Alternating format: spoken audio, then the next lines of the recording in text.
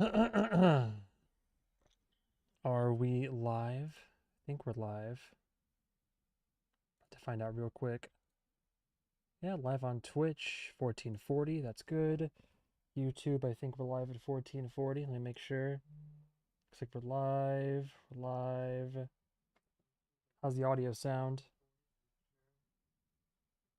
Oh, I gotta start multi-chat. Shit. I forgot.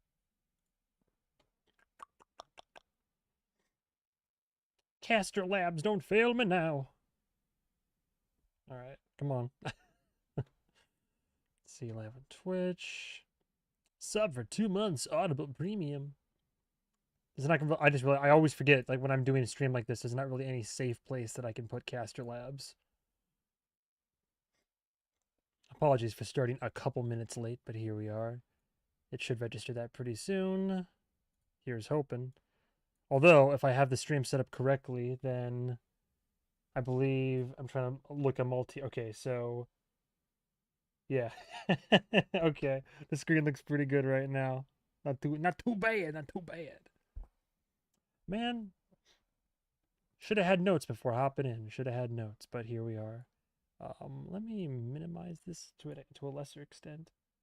Is there a safe place I can put this? Not gonna be too intrusive. Ooh, I can keep it over here, maybe. I mean, either way, I'm gonna have to see it. How we looking over here? Oh wow, people popped in on Twitch. Hello, hello. I still sound okay? Perhaps I should have something in the background, something in the realm of like royalty free. I just realized it's gonna be a wee bit quiet. Um, royalty free lo-fi, just something. I had like custom music last time. 12 hours of DMCA relaxation. What about spoopy? Royalty free. What about the spoops? Royalty free spooky lo-fi. I feel like there's a whole playlist I dipped into once for that. Oh yeah, it was this one. This one's not too bad. Halloween haunted. Oh, turn that down. That's a little bit loud. Haunted. I'm gonna have this low. How about this? That should be okay. Yeah? That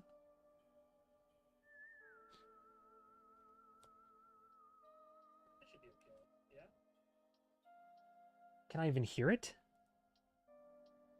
It went from being like loud enough to is it too loud? You know, wait. It went from being like loud enough to is it too loud? Okay, we're getting there. I gotta thread the needle, find the sweet spot. Okay, that should be good in the meantime. Hello, Von Odd. Watch out for those that love to spoil, those who must be kept away from the stream. If anybody spoils anything from the books, I might just like block or something. I don't know. I mean, normally, knock on wood, normally, knock, knock, knock, people are pretty good about not doing that. But hello, Von Odd. Welcome. I'm not gonna lie. I've been in a rush the last few hours because I was recording earlier, and then I'm like, I have time to run to the gym, and then I did, and then I kind of did, and then I was running back home like, oh cool, I have 40 minutes to get all this together. So hence the banana. But hello and good evening, everybody.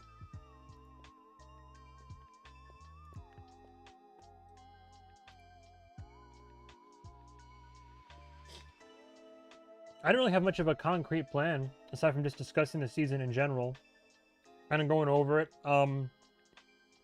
I've had people send over suggestions for like videos and interviews to watch. I kind of want to save the big stuff for separate videos. Like I know everybody wants me to watch Autumn Brown and her work, and I do want to watch her work, but I want to dedicate actual time and content to that. So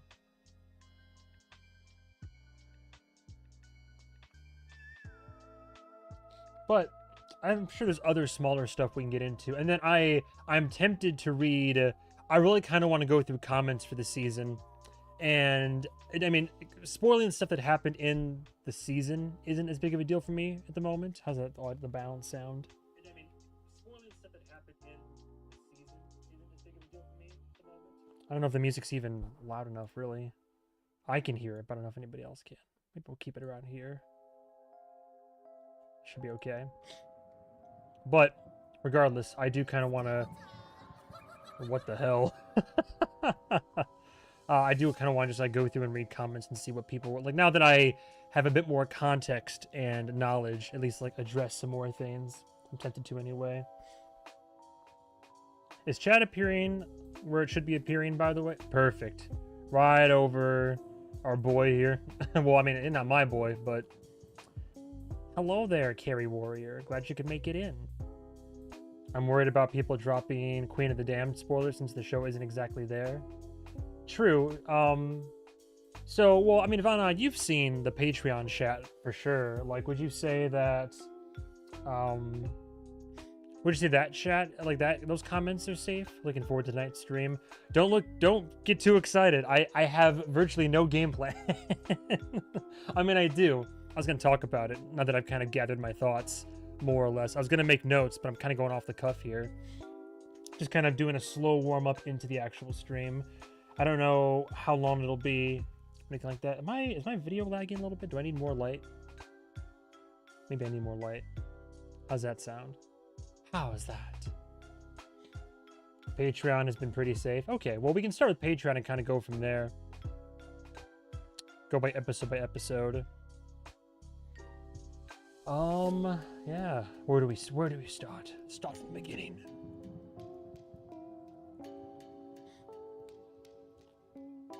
Yeah, we can start with Detroit. I don't like that the audio drop in this song is it's tickle time. It's pretty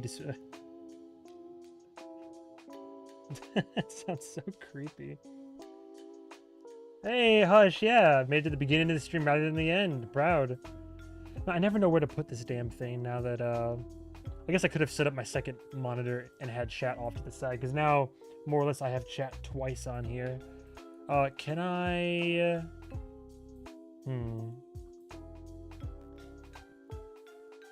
Well, I can't live life in fear, right? So, I mean, I gotta figure something out. Oh, you know what? Maybe if I just make this, like, super small, that could also help.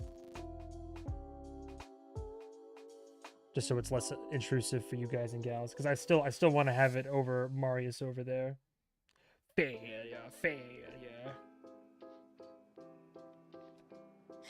All right. Well, I guess I could just start. That's a good freeze frame to have it on. Actually, a good still. I guess a good place I could start is saying that the season overall. So by it, I guess it's weird because I want to talk about it by itself, but also as it compares to the rest of the series. I mean, in a vacuum, it's hard to, and it's not really fair to say in a vacuum because it's the third season in the story, right? But I'm not directly comparing it. I really enjoyed it. I think it's incredibly well made. I think the most impressive parts about this season, if I were to kind of go point by point, I guess, for me, I think the editing and the performances are the most impressive part, but especially, and I'm looking forward to watching that Autumn Brown interview of the Scalpels of Interview with the Vampire. For the editing to be what it is, like, especially with that first episode, I may or may not be rewatching it right now with my partner, and rewatching the first episode. Granted, I wasn't as lost the first time because I have the benefit of hindsight, but it is remarkably for being as frenetic and fast-paced as it is and high octane and how so many things are happening. That first episode is incredibly well edited. So for it being as frenetic as it is, it never felt like I was getting too terribly lost. At least not me personally anyway. I was along for the ride. But that just goes to show the editing and I mean, you know, in tandem with direction and storyboarding for sure. But yeah, I'd say editing, performances, the settings. I like most of the settings. It's kind of funny because going into the season, I thought, oh, we're going on not a world tour per se, but a tour across the country. So I had this idea in my head of seeing a lot more in the way of like sites and settings and locations. And yes, we got like at least almost one venue per episode, and we definitely traveled and went to places. But I felt like a lot of scenes were still, know if I want to say constrained, but we were certainly in the tour bus a lot, or backstage somewhere, or in a hotel room, or. But that's not too fair because then we have the flashbacks, and then we go to the Liancourt household, and then a bedroom and some side rooms outside before the wolf attack. Just trying to think of all the different places that I guess we do. You know what? I guess it's not. Maybe it's. I was expecting more locations, but that being said, comparatively, I know we're doing it in a vacuum, but can't help it.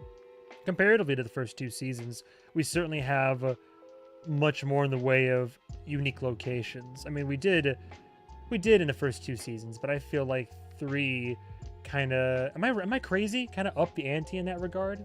That's how I felt anyway. But. Yeah, so, I mean, all the pros first, like I said. Editing, I loved. Acting, what happens when AMC restricts your budget, they did their best. Well, now they I mean, surely with 4, like, I feel like between the scope of what's to come in 4, with, you know, I am the answer. Like, between that and the idea of, like, oh, you know, the near, the near deletion of the Y chromosome and just the entirety of at least Montreal being decimated. I feel like they had, like, between that in meta in universe, but then in the real world, the popularity, the funding, the fact that it got renewed, it's their highest performing series. I feel like it's got to get that, like, that Walking Dead treatment, or, you know, whenever one of those shows, like whether it's AMC or HBO, you can always tell it gets to a point where when the popularity gets high enough and it becomes, like, more and more of a well-known show, and then they start getting more of that funding and access and resources and such.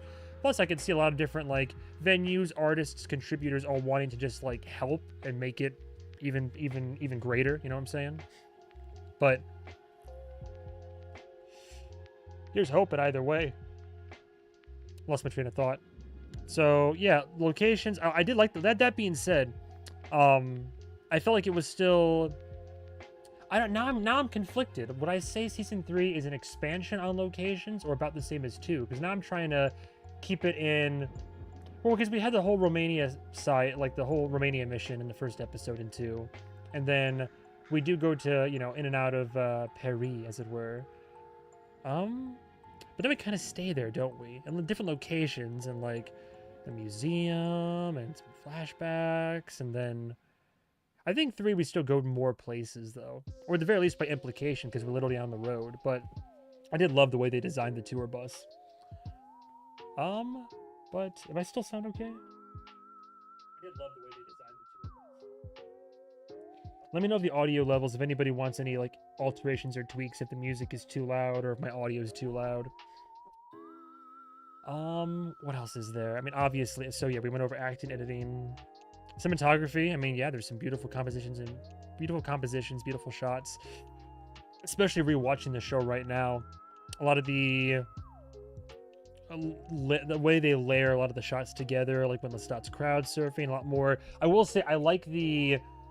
I said this before the show, the 3rd season even started. I was a fan of the tonal shift, and it makes sense. Like, we had the first 2 seasons as parts 1 and part 2 of the book. Sounds good to me. All caps, perfect.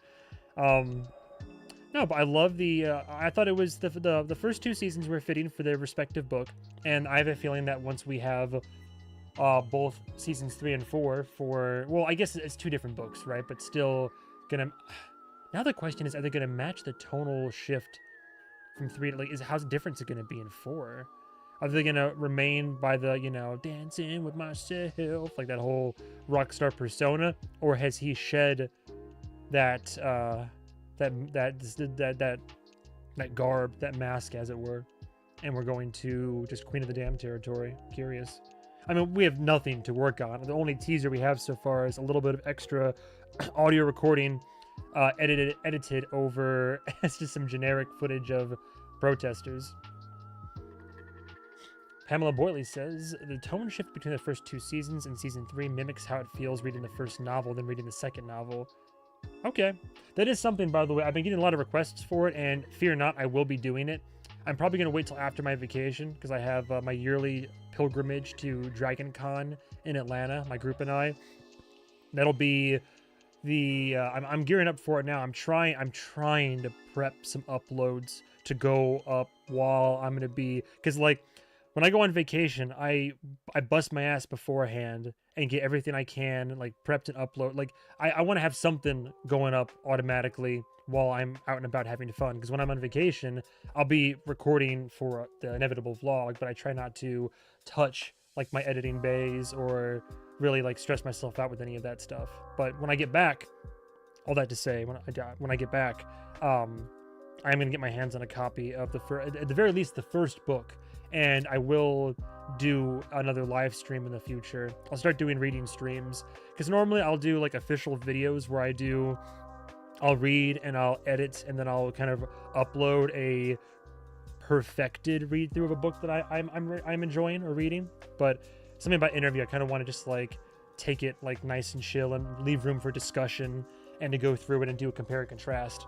I'm yapping a lot, but I'm trying to say that I am going to do some streams where I read at the very least the first book of An Interview with the Vampire, so I can finally be in the same room. Like, Hush says the tone shift will be interesting for season 4. I'm excited for what they would decide to do. Yeah, I mean, we're going full apocalypse, right? Like, at the very least. I like that we got more Lestat backstory. The season did what I was hoping it would do, which was endear me further to Lestat's character. Oh yes, thank you for the reminder. I will be doing a movie watch as well. Probably not again, this will be after vacation, but right now on Patreon. So the way I normally do it is I've started doing so I have the $5 tier, which is just for general access. Like $5 gets you in, and that's all the uncut, uncensored daily uploads on Patreon, where I'm weeks ahead in like every single series. Now, what I also do is above that on the $10 tier, I have my I'm something of a movie man myself tier, which I've been doing weekly movie nights where I'll take a movie, and every other week I alternate between a movie that I want to see and knock off my list, and then a movie that you guys and gals want me to see, like something suggested in the comments. So I'll do viewer suggestion or request, and then I'll do mine. I've been going back and forth. So one of the probably like your suggestions in the near future. So what I'm going to do is I'm going to do a movie night where I am going to stream and watch the Interview with the Vampire movie that I have never seen, by the way. But as a little treat for that one in particular, I'm probably going to bring it down from the $10 tier to the $5 tier, so that everybody that's part of this community like can, because I know how important that is for everybody. So it's I want to make sure that it's easier to access that one. I'll still probably give it to my editor, to one of my editors, to kind of do a YouTube version of that, just something to put out there. But I will be doing a live stream on Patreon for sure in its entirety of the Interview with the Vampire movie, and I'll see what I enjoy more. I already have a feeling I know which one, but I'm gonna watch it. So I'll watch the movie, and then I'll start reading the books, or at the very least the first book. That's the plan anyway. Lady Greensleeve says, just got back from vacation myself. As for potential Queen of the Damned tonal shift, the biggest one could be that it's told in the book from multiple POVs, whereas the vampire Lestat is narrated solely by Lestat. When you say told by, interesting. Well, I feel like if I ask too many questions about that, I might get spoiled, but I'd be curious if it was a multiple POV situation for sure. Hush says, I've been trying to catch the live movie streams one day. Well, if it makes you feel better, and it's something I actually forgot to... Thank you for the reminder. I meant to make a post today, and I completely forgot. But for the upcoming movie, I'm actually going to have to up the timeline a little bit, because Sunday night is AMC's putting out the Vampire Lestat concert movie. So instead of Sunday night, I'm probably going to do a stream on Patreon Friday night. But I'll try to do... what am I thinking here? Jesus. I try to keep it to Sunday at 7 p.m. Central, but I also do some other days, and I'll do other times occasionally. A light Queen of the Damned spoiler. I mean, so far to this day, the only thing that I've ever really had spoiled for me per se was that Gabriella was Lestat's mother. But I think that even in the marketing, they kind of reveal that. So, knock on wood, nobody's ever really given up the ghost, so to speak. Like, nobody's ever really, like... My experience in the Interview with the Vampire has never once been ruined by this community. And that's all. I think it's in part because I do have people that are kind of, like, pseudo-moderators who do reach out to me. and they'll say and they'll say like, hey, and they'll say, hey, watch out. Yeah, if I do a concert, if I do a stream for it, it'll have to be on Patreon though. There's no shot in hell I can get away with posting a stream like that on YouTube and Twitch, like with all the, because it's a concert. Like, there's no way I'm gonna be able to stream that. But Patreon, I might do it. I might stream it for funsies for $5 as well. So that could be fun. But yeah, so other pros in the show. I like that. I got off track. Shocker. So Vampire Lestat. I like how it did what I was hoping it would do this season, which is that it endeared me more to Lestat's character. But it's a tricky situation, right? Because it's what I feared, which is that all my opinions had been based off the foundation of the stories that I was being told, and then the goddamn Odyssey of Recollection came into play, and then how the narratives are all twisted and warped, and he's still, Lestat, he's still not a great person, but then it's difficult for me to judge a character the way I do my reactions and my watch throughs and all that if their actual character is not being communicated to me properly. And then somebody else put it in context, because like there's Lestat, which we finally have his perspective, which even then is kind of flawed, and he's still telling us a story. But even like Claudia, right? We've seen like her outside the context of stories and journal diary entries, which she also lied in those. We've seen her once in the seance, and that's it. That was like the true her, right? Unless I'm mistaken, I don't think we've seen her, like truly her, outside of stories.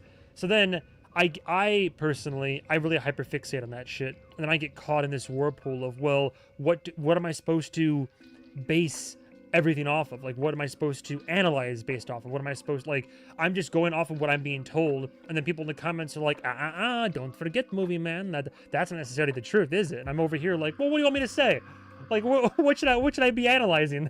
And I'm aware, painfully so, that what I'm being presented there's so many oh my god, I'm already like, there's so many layers and so many different, like, oh well, he said, she said, oh but that was actually a lie in the entry. Well, yeah, but this, you gotta remember the context of this scene.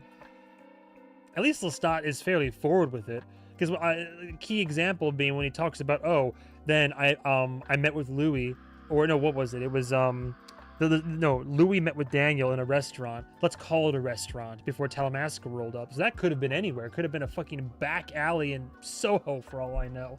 But at least in that moment, Lestat's like, oh, let's just, for the sake of purposes, let's set it in a nice restaurant. But then, in the back of my head, I can't help but think, okay, cool. Well, you're setting that, like, you're setting the scene here, and you're cueing me in right now that's not where it happened. But sure, you're telling me that now, but how many times are you telling me the story in this season where the setting is not the same, or it's a different character? I mean, I don't know. Maybe it's not as severe as I'm making it out to be. Because in episode 1, for example, he gets like on a drug cocktail. Facts are relevant, feelings are everything. All right, well then I'm going to keep telling you how I'm feeling, and I don't want anybody to make me feel bad about it, okay? Speaking of how I'm feeling, I actually had a genuine question, because this really colored my view of him in the last episode, and I don't know how accurate this is, and I really want some context before I start. So throughout the entire series, Daniel Malloy has been my favorite character, right? And toward the end of this season, I really don't like the individual, the vampire he's becoming. But then somebody in the comments really twisted my view of how I viewed him, and now I'm a little bit concerned that I overlooked something. So please cue me in. So somebody said that he was like all right. So somebody called him a predator and a rapist, basically. And then I'm trying to remember, like, I know there's the bit where Armand is saying the whole, in high school you put a what was it? You told a girl you'd only get with her if she put a paper bag over her head. And I think that's what the person in the comments was referring to. But I'm trying to think, was there any point in the story where we confirmed that Daniel Malloy, like, sexually assaulted people? Like, I mean, we know that his relationships didn't work out too well a lot of it. I mean, his marriages fell apart. His kids don't want to have anything to do with him, right? So it's like, I'm just trying to remember. Okay, the quote was Daniel using someone in the back of a car. Is that the extent of the quote? So is the implication to be extracted from there that he was using someone, but the implication was supposed to be a lot darker than that? I just want to make sure, because somebody specifically used the word rapist, and I kind of draw the line at certain things aggressively. Okay. Not ideal. Well, fuck me. Carrie Warrior says, I have seen some of the concert footage from people who were there. I can't wait for the actual professional show. I'm looking forward to it as well. I was just trying to get that cleared up regarding Daniel, because I mean, they're all flawed characters, right? Quote, one is there for you to use, which you do aggressively in your rental car in the garage of your Northampton hotel. I make sure the boy makes it home and forgets the event. And then Armand said he had to comfort the boy and see that he was okay afterwards.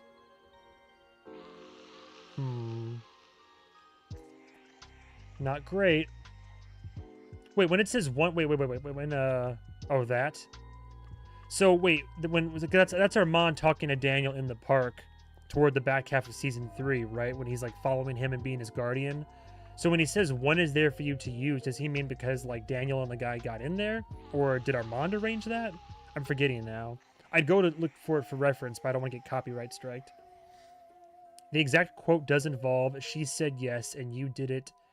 She said yes, and you did it even as she cried. So, like, not great, but technically agreed to. And the car thing does say the guy was there for him to use, which sounded prearranged. And the boy was one of Daniel's students, which is not... Oh, well, fuck. Armand said that about Daniel, never trust... Armand said that about Daniel, never trust the gremlin. Oh, alright, well, in any case, it is definitely murky waters, to say the least. And even before he was following the boy, I mean, he got into his mind and was talking about the whole paper bag situation before they started their whole trip, their whole... People have taken that as implied rape regarding Daniel's past behavior. Yeah. I think people that already didn't like Daniel either have been kind of taking that taking that to heart as well. Understandably so. It's pretty... I don't want to say that. This is why it's so tricky to get involved in this. I by no means am trying to excuse any behavior or try to, like, you know... I'm not trying to go on stand and defend like Brock Turner here right now. I'm just trying to figure out legitimately what lines were said, what truths I can extrapolate so I can properly cast judgment before casting aspersions. But in any case, yeah, so back to what I was saying about the season, right? So I like how it's indebted me more to Lestat overall. That's what I was hoping it would do. And in that, getting to see his backstory and his past, I like that we got to learn... So, pros before cons, right? I like that we got to learn more about him. I love even if I don't like Gabriella, I love her inclusion.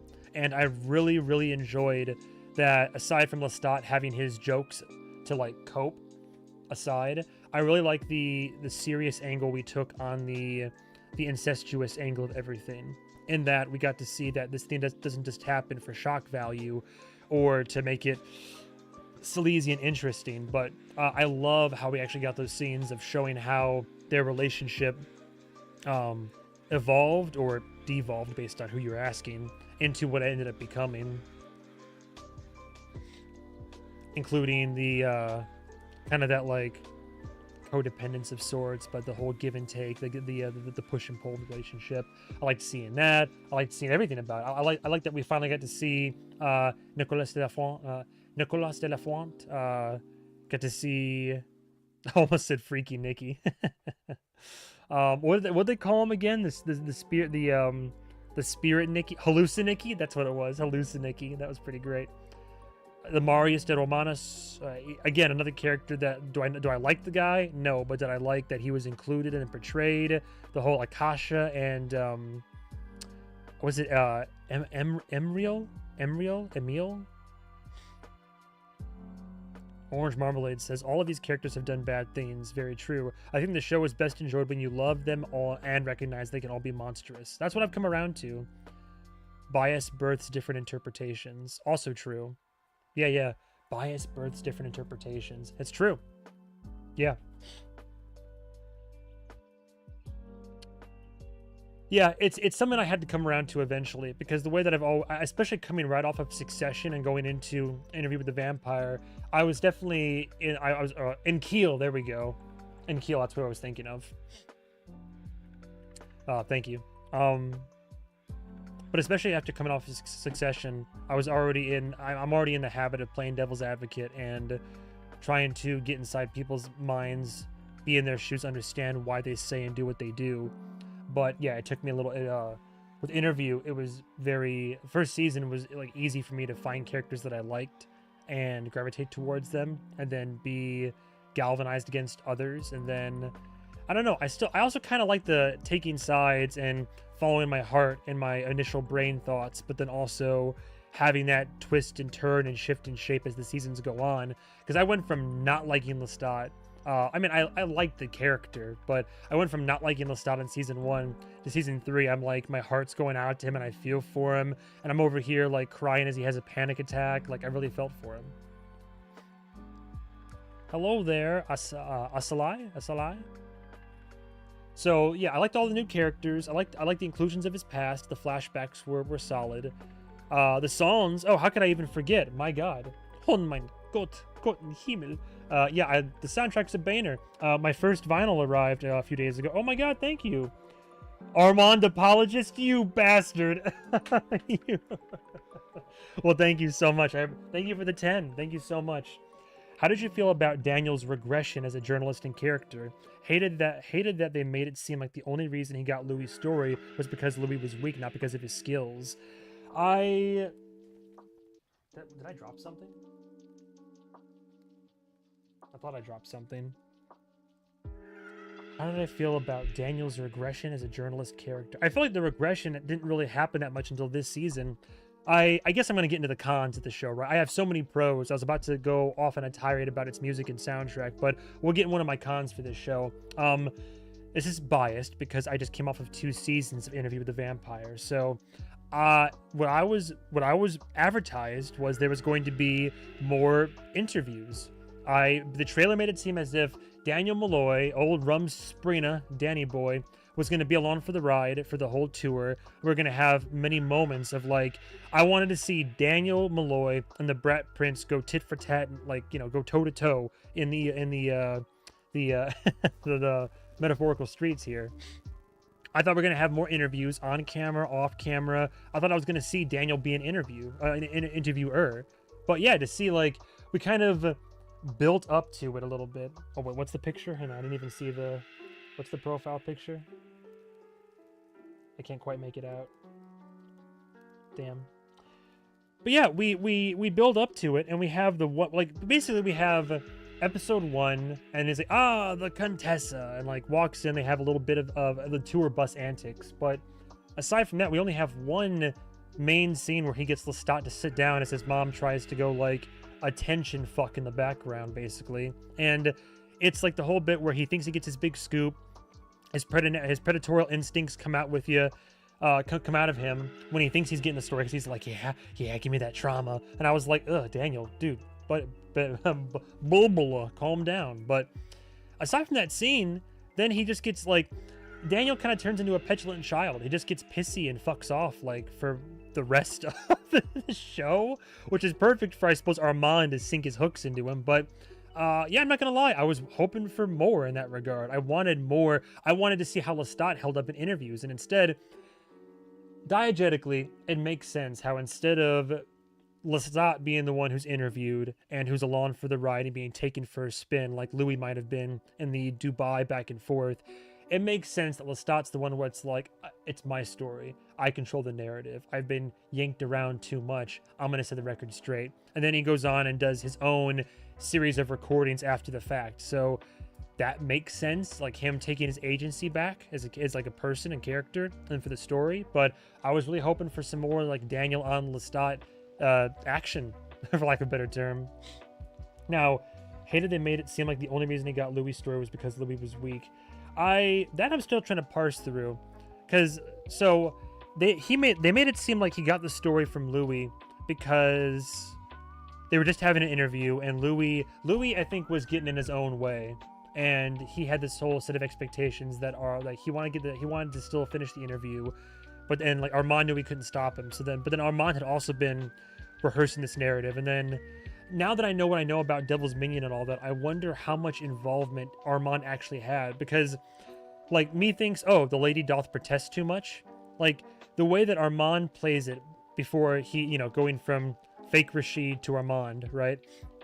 He makes it seem like he doesn't want Daniel to be there. Like, well, Louis wants to get his story out. He just has to get his story out. And perhaps there's some truth in that. But now we know now how obsessed the boy was with his bright young reporter with a point of view. It makes me wonder just how low-key involved Armand was in getting Daniel over for the final interview. Like maybe he put up a bit of a stink about it, but was trying to, lay out, like he still had some machinations going on. And then last part of that, I still think it was because of Daniel's reporting skills. I still think so. I think the season destabilized a little. This season, my takeaway was Daniel was like, well, Armand is a lot more cunning than I ever could have imagined. So he surely knew what I was doing in the penthouse. So why did he let me do it? Like, why did he let me get the interview done? And then when he corners Armand about it out in the street and everything, when he's just like, stop it, and that whole scene, he's like, you were just fucking with me the whole time, weren't you? And Armand almost begrudgingly is like, no, I wasn't screwing with you. And if he's to be believed anyway. And for some reason, I believe him more when he's talking to Daniel in that moment, because he loves Daniel. But in that moment, I'm like, what does he say? Where it's like, it says I'm like blinded or distracted by love, but like it was love, but not love for Louis. So I think that we still like, I don't think it takes away or implies that Daniel didn't like skillfully pull off the interview the way that he did, which, I mean, granted he had Telemasca's help, but I believe that he still got away with what he got away with, but mainly because Armand was distracted by the feelings that he had for him, which I do need to go back. And I think somebody sent me a compilation from YouTube of all the moments where you think it's like Armand, to borrow the phrase, smiling so sneetly, but I think instead it's actually Armand like lusting after this boy, which that's another thing I wanted more of. We'll get to that in a moment. But yeah, I really wish that there was more Daniel Malloy, interviewer extraordinaire, or even more of a focus. We get like a scene with him and Louis where he tries to connect and say, hey, do you get these feelings? It's been kind of, this is a bit more difficult than I thought it would be. I don't have any powers. I'm alone. I feel my creator. I hunger and thirst and all this. But I wanted more. And I guess toward the end of the season, we do get more of that, especially with the aforementioned Devil's Minion.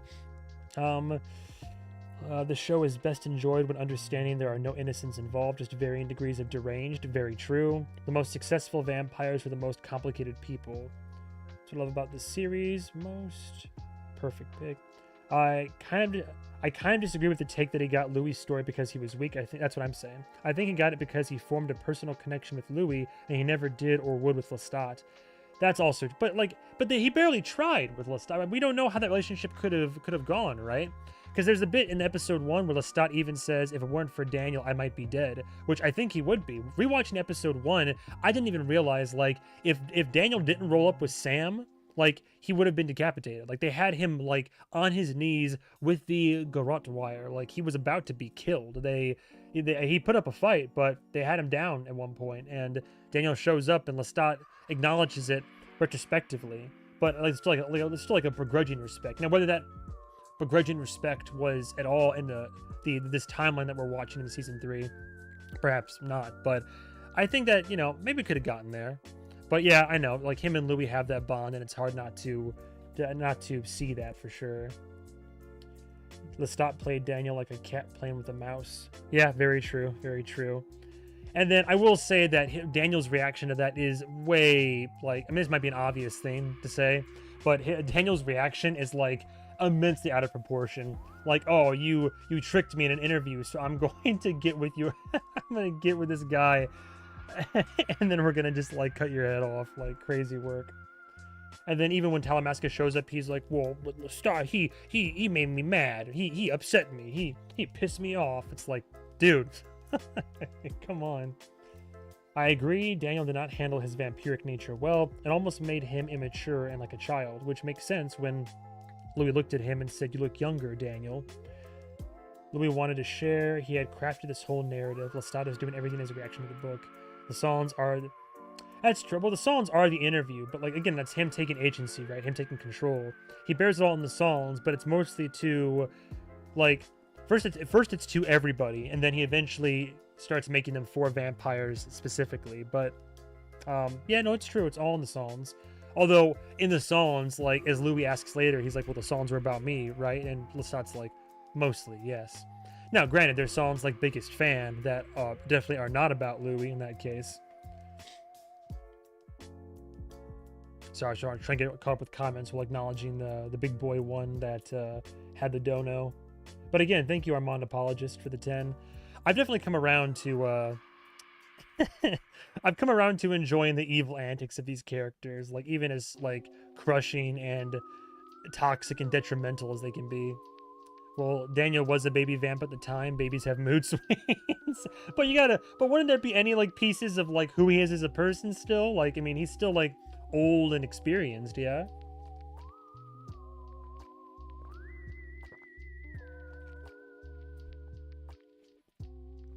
I highly recommend the most recent video from the YouTuber Seriesable. Helped me so much to understand this season. Felt like I got my third eye opened. Interesting. Simply cannot believe I missed the first 40 minutes. Hello. Oh, well, welcome on in. We've honestly just been shooting the shit talking about the season so far. More pros going down my list again before I get like back into the cons. Yeah, the music. I think the music was killer. I was hoping it would be good, and it's if anything, I'm only upset that we didn't get more. But every track in one element or like in one aspect or another, I enjoy, like the whole album. Been listening to it on Spotify now, of course. I got the first vinyl that had the two tracks in it.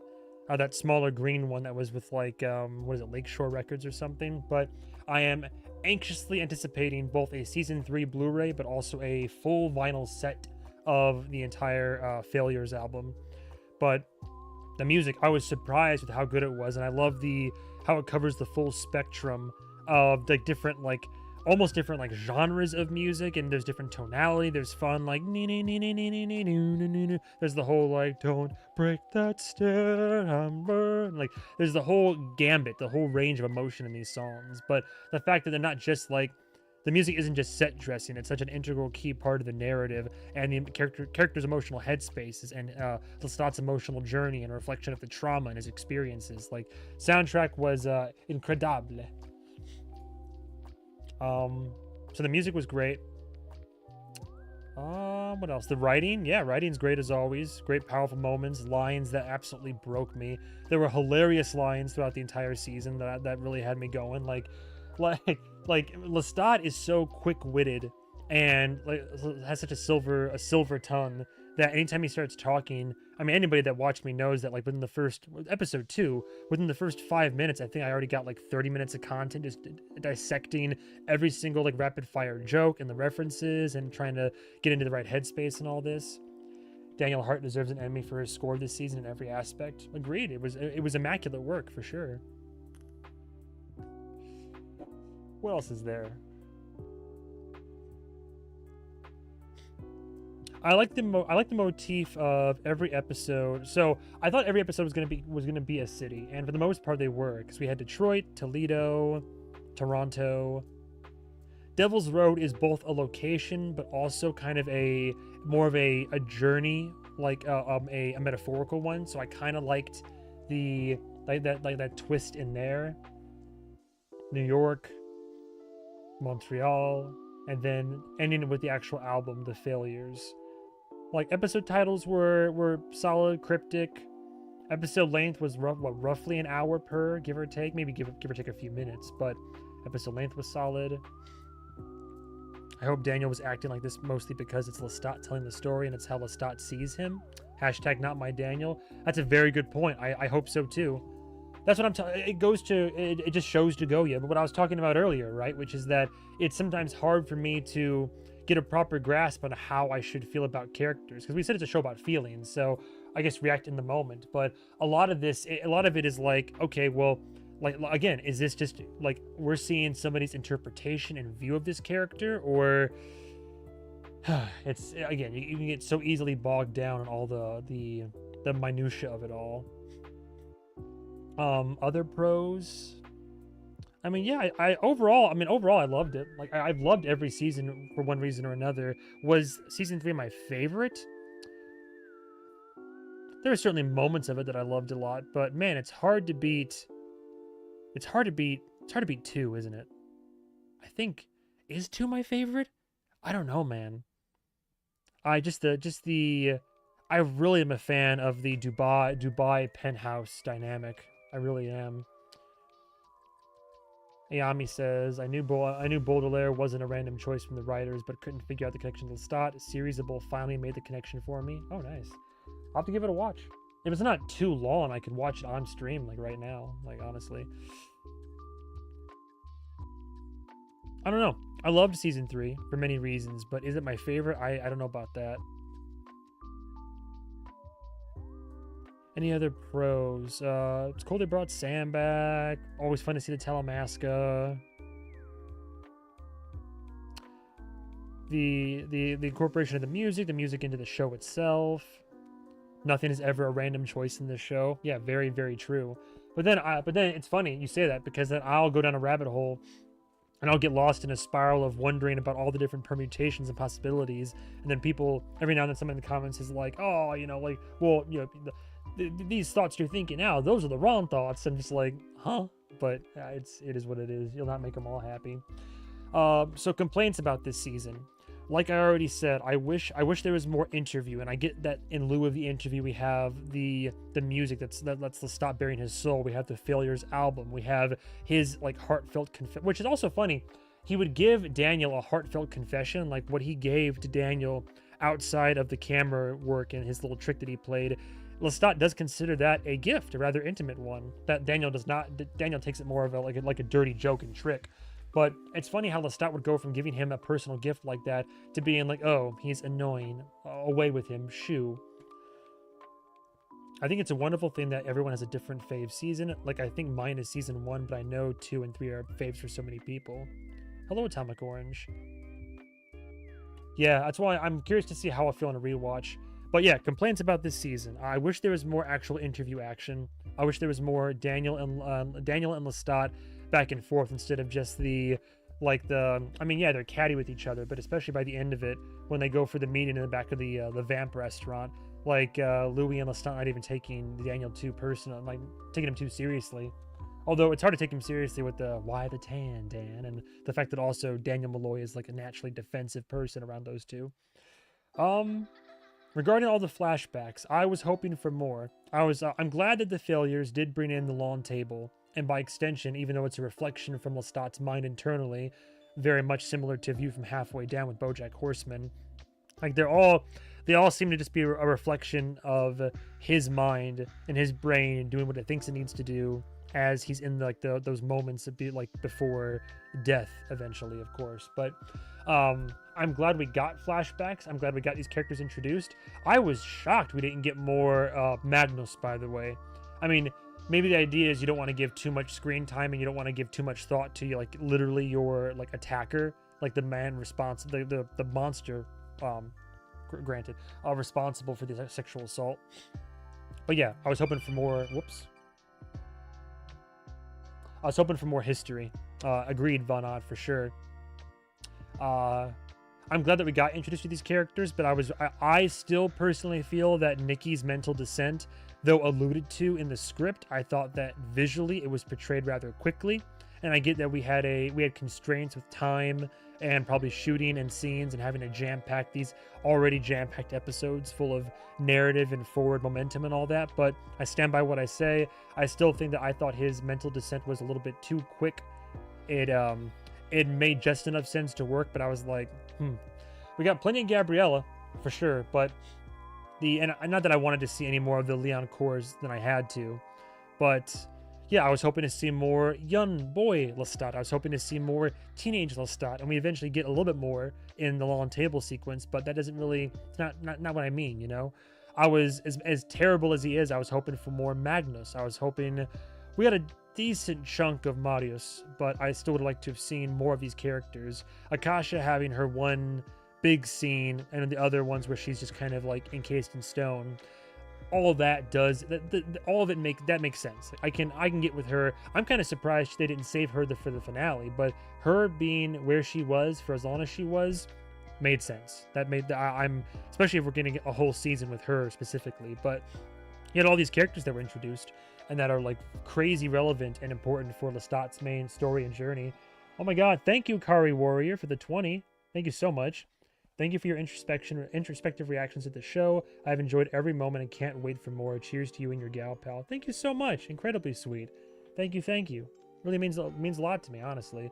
Thank you for watching. None of this would be possible. Dude, we hit Vampire Lestat Season 3 is what pushed my channel over past 10K subscribers. And that's thanks to everybody, thanks to you fine folks out there. Like, I have what I have because, I mean, yeah, I put a lot of hard work in, of course, and a lot of this is, you know, from the old dome here, the noggin, as it were, but I have all of this because you guys and gals engage and watch and support. So thank you, especially, like, you know, whether it's just watching for views and helping to get that AdSense revenue up, or anybody that can or wants to go on Patreon. Like the fact that I'm able to pay multiple editors so I can like get more content out on YouTube and I can record more on Patreon. Like it's all like, you know, means so much to me. So thank you.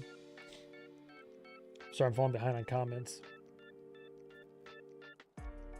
Hush Firefly says, quote, he has that you think you're better than me chip on him, and we are. Sums up Lestat's view on Daniel back then. Honestly, I agree that my only real complaint is that all I wanted, more of everything really, but I understand why we don't get it in most cases. It's a lot to cram into 7 episodes. Yeah, very true.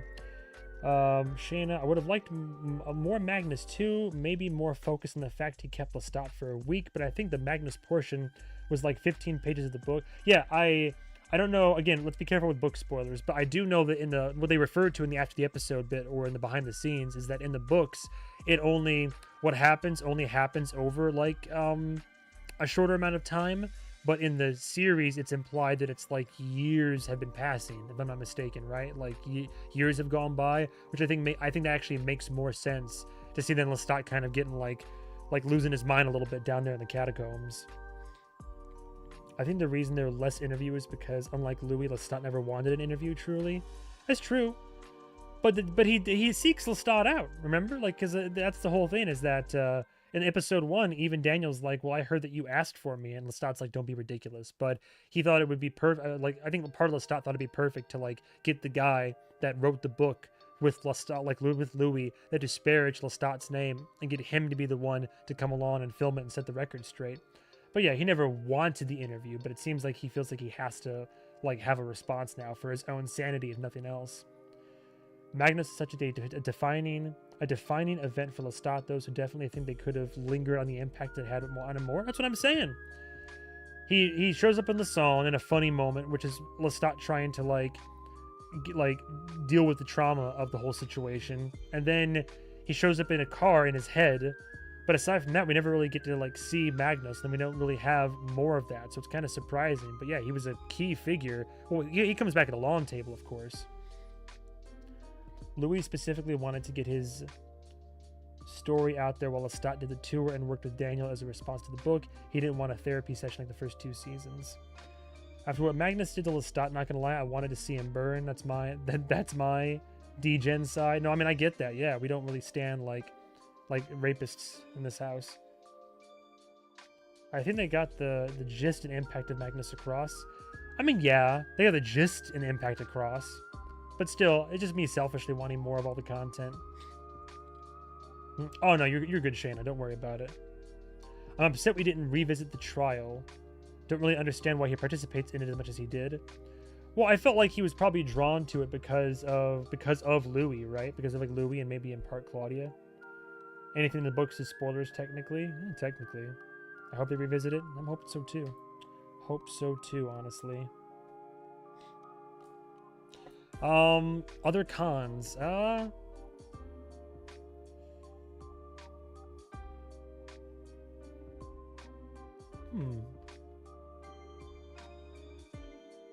would have liked more Devil's Minion. Also, I think it's pretty funny how my initial prediction about what Devil's Minion is was technically right. Because people asked me in the prep stream before the series, like, what do you think devil's minion is. And I said, me personally, I think it's Daniel and Armand getting a little bit hot and heavy. And apparently, I mean, now he says, "Oh, I'm seeing somebody." Like he tells that, like, alludes to the relationship. But I don't know how physical it's getting. Now I see all the fan art online, so by implication, I know how physical it could be getting. But yeah, I like how technically my theory was somewhat true, that there was a romantic angle there at the very least. Now, how overtly sexual it is, I don't know, but I'm really I mean, maybe we'll get more in season 4. And I think somebody said Roland was talking about having a Daniel turning scene, which I really hope for. But as much as I gripe about the gremlin, and as much as I have been griping about the person that Daniel's turning, it's funny. I like the character of Armand kind of a lot more as time goes on. I love the character of Daniel Malloy, but put them together, and I don't like what they bring out of each. Well, I like what Daniel brings out of Armand in terms of like caretaker, like toxicity aside, caretaker mode and wanting to like watch out for him and follow him and help him and all this type of stuff. I like that. I don't like what Armand brings out of Daniel. I really don't like it. Like, no bueno. Give me 1 second here.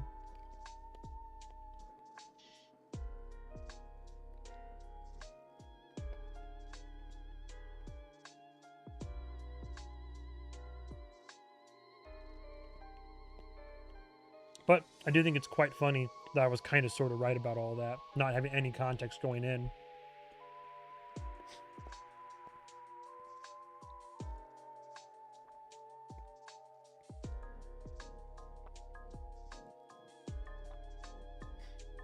Sorry. I'm juggling like 3 support beverages right now because I had body armor for after the workout, and then my my light brought. I was like, "Oh, do you want Dutch Brothers? I have a buy one get one." I was like, "Well, shit." So I'm gonna have like caffeine and electrolytes, but I also have water over there. I probably should be drinking more water, honestly.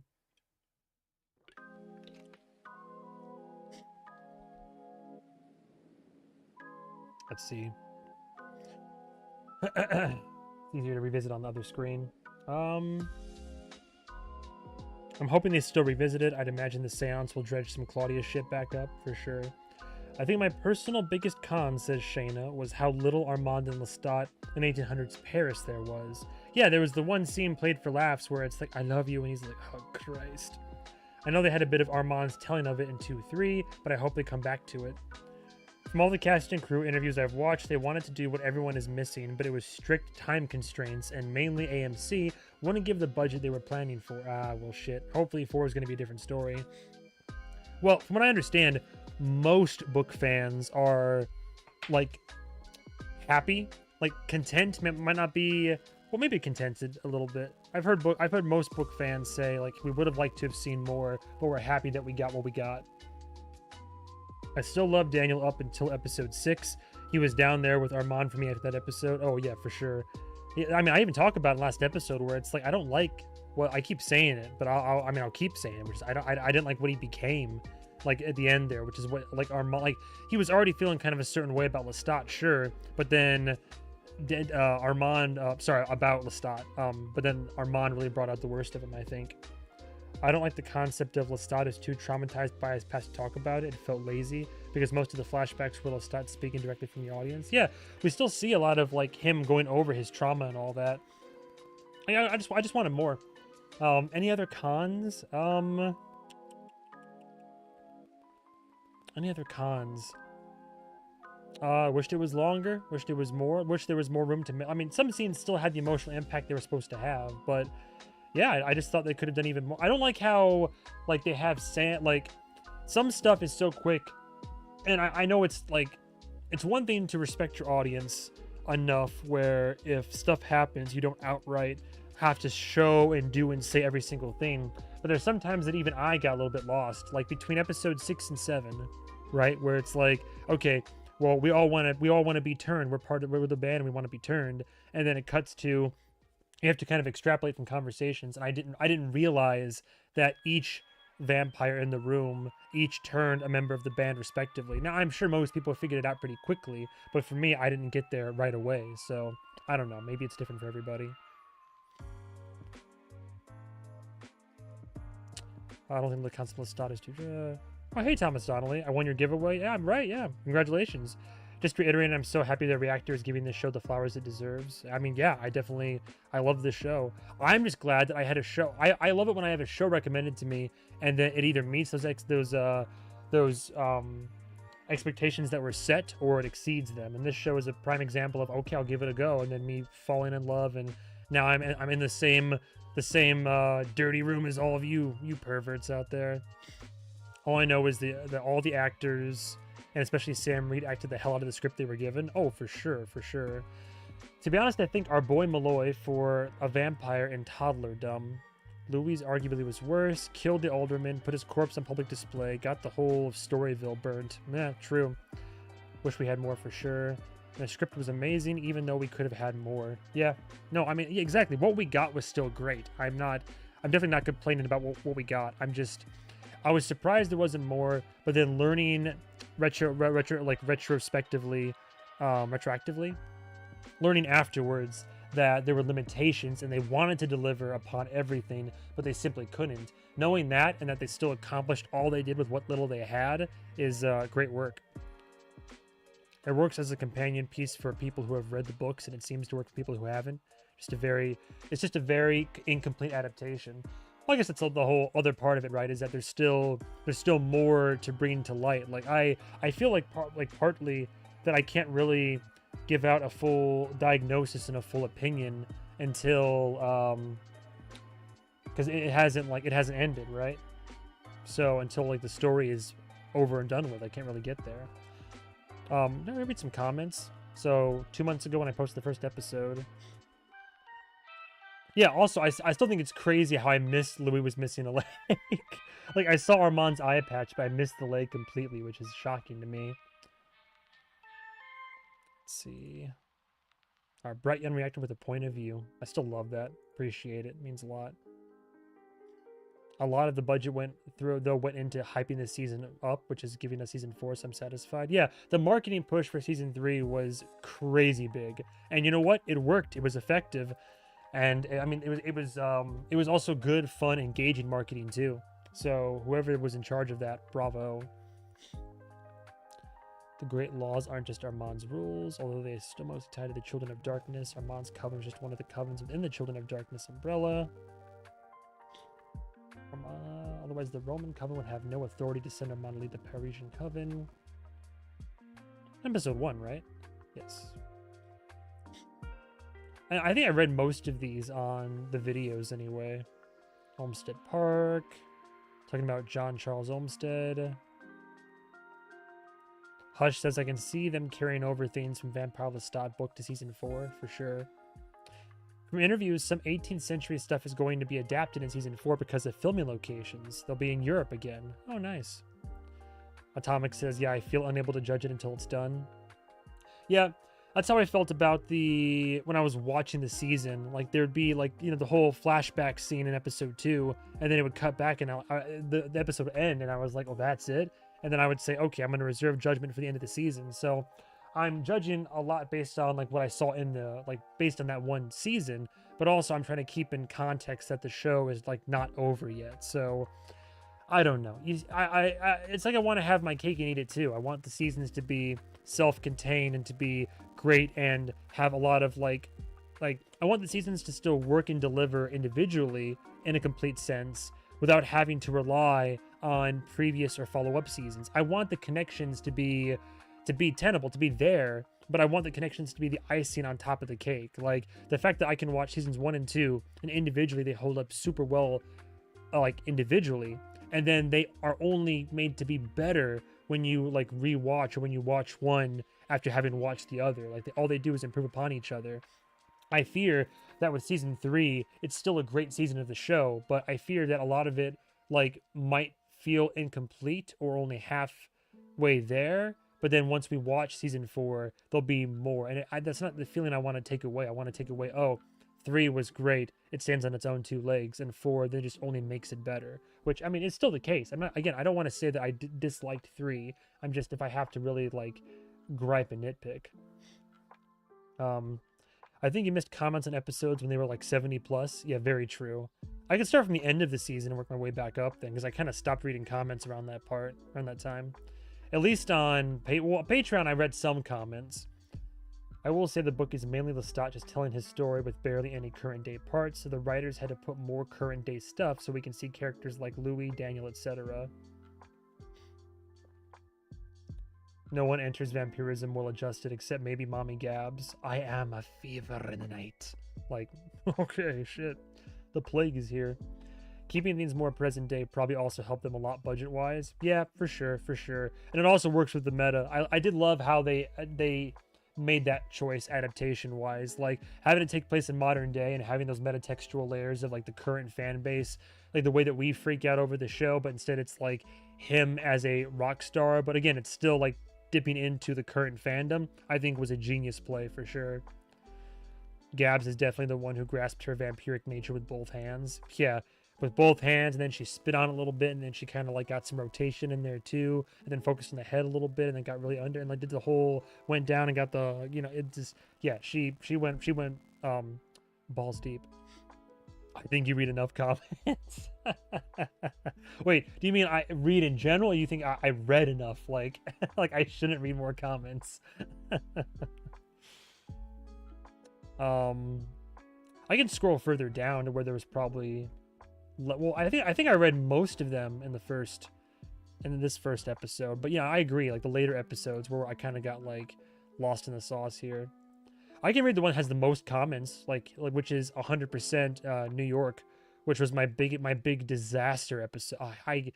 The anxiety I get thinking about what this turned into. I'm genuinely ashamed of what I put out there. I'm glad that my editors were able to help me get some semblance of content delivered, but you don't understand the level of shame that I have with the fact that like the longest episode that I bring to everybody and with some of the most important updates is in fact like my greatest failure. Like man, I still, every time I think about it.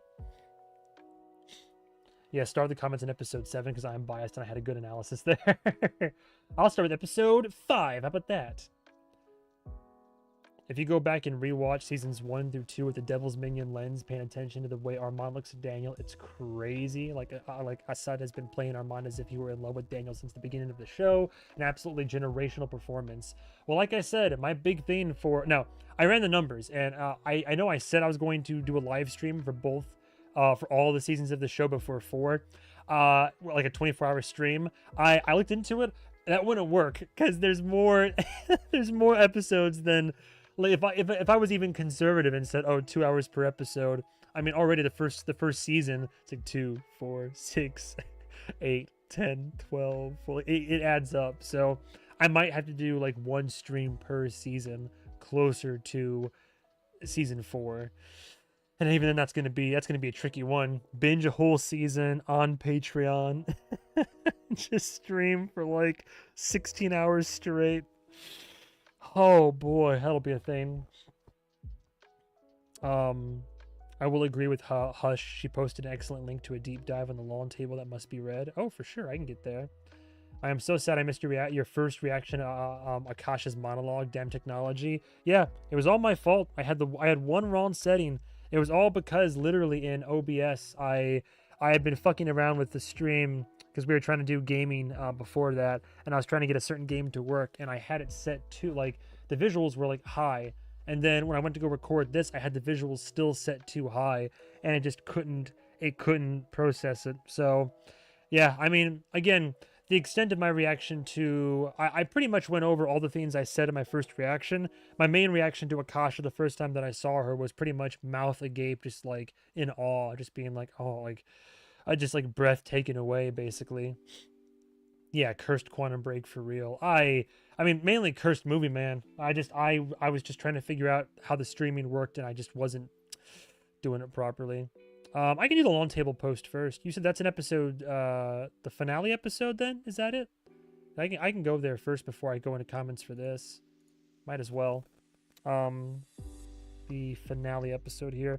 Honestly, it was very curious to see how kind of, from Patreon to YouTube, how engagement went. Engagement for episode 1 was the biggest, for sure. Episode 2, kind of up there. Episode 3 kicked back in terms of engagement. And then it started dying out in like 4, and then came back around for 5. But also, episode 5 was my most disliked video in the series on YouTube. And then kind of was still up there for 6 and 7. But definitely episodes 1 and 3 were like the most like engaged with on YouTube and Patreon for sure. Armando's such a pick-me person. Whoops. Comment from Hush, the link is in the replies. Daniel mentions Alice looking nice in a purple dress. Yeah, I heard about that. Armand showing up to the next interview session in a purple shirt. For real. I've been annoying folks in your spoiler chat with my theory that Paul has been trying to reach out to Lestat since Lestat started dreaming about transcribing birdsong. These dreams started just after Lestat reconnected with Louis and pulled him out of the Regina madness. Oh, are we still... Oh, we're trick-or-treat. Good. I believe or choose to believe that Paul wasn't able to break through until Lestat was seconds from death. I think there's also something to the fact that Paul was able to make contact on All Saints' Day, and that Paul might be a saint. If it wasn't real contact with Paul, Lestat acknowledges that there are people in attendance he didn't kill, and Paul would fall into the traumatized category. Either way, I don't believe he killed Paul. If he apologized to Enzo, you'd think Paul would merit a much greater apology, especially with Lestat being that raw. Very true. Also calling Catholics to chime in and help my ex-Presbyterian, oh my god, Presbyterian ass shape this theory. I'm in the middle of class right now, but wanted to pop in and say hi. Oh, hey Maggie's very cool. Excited to watch this later. Well, enjoy class. I appreciate you pulling me up even when you're in session. That's an interesting theory, though, that Paul's been trying to reach out the whole time. I agree, says Lynn, especially with the confirmation that God is a woman in Interview with the Vampire. Those bird songs was basically God communicating with Paul, and we can imply that in season 1 as well as in Nola, and at the end it's her telling Paul, hey, not this time, because Paul was acting like a St. Peter substitute. Interesting.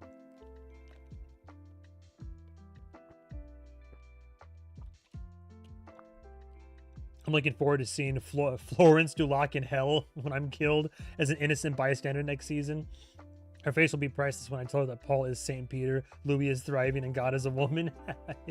Yeah, so true. I agree with all of this and just adding that the way I choose to see it, says Melissa, is that Paul is separate from the rest of those gathered. He's a spirit or messenger coming to Lestat for all the reasons Jessica outlined. His entrance feels pronounced in a way to set it apart from the crowd and the way the light opens above them. Definitely think he was there as a spirit, guide, saint, messenger of God. Anne Rice struggled away from and back to her Catholicism, so this all fits with her so well.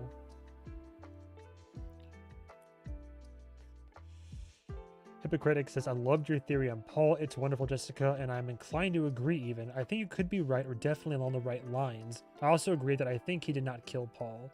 I definitely think this was Paul's actual spirit reaching out to him as Lestat is on the threshold of death, and that those words were genuinely from him. He seemed to walk up and appear as Lestat grew weaker, and I did not see him before that moment. Also, it's my favorite moment from the entire episode, one of my favorites from the series. So meaningful coming from him. It definitely cut to me for sure. It definitely like hit me right there. I think he was either just traumatized and there as Lestat said, or that the spirit interrupted and came in as Lestat was nearing the threshold. Hello, Cradle Catholic here. Me personally, Paul is symbolically St. Peter in this moment, the saint that guards the gates if heaven has a say in forgiveness. I think it is very significant that it's Paul.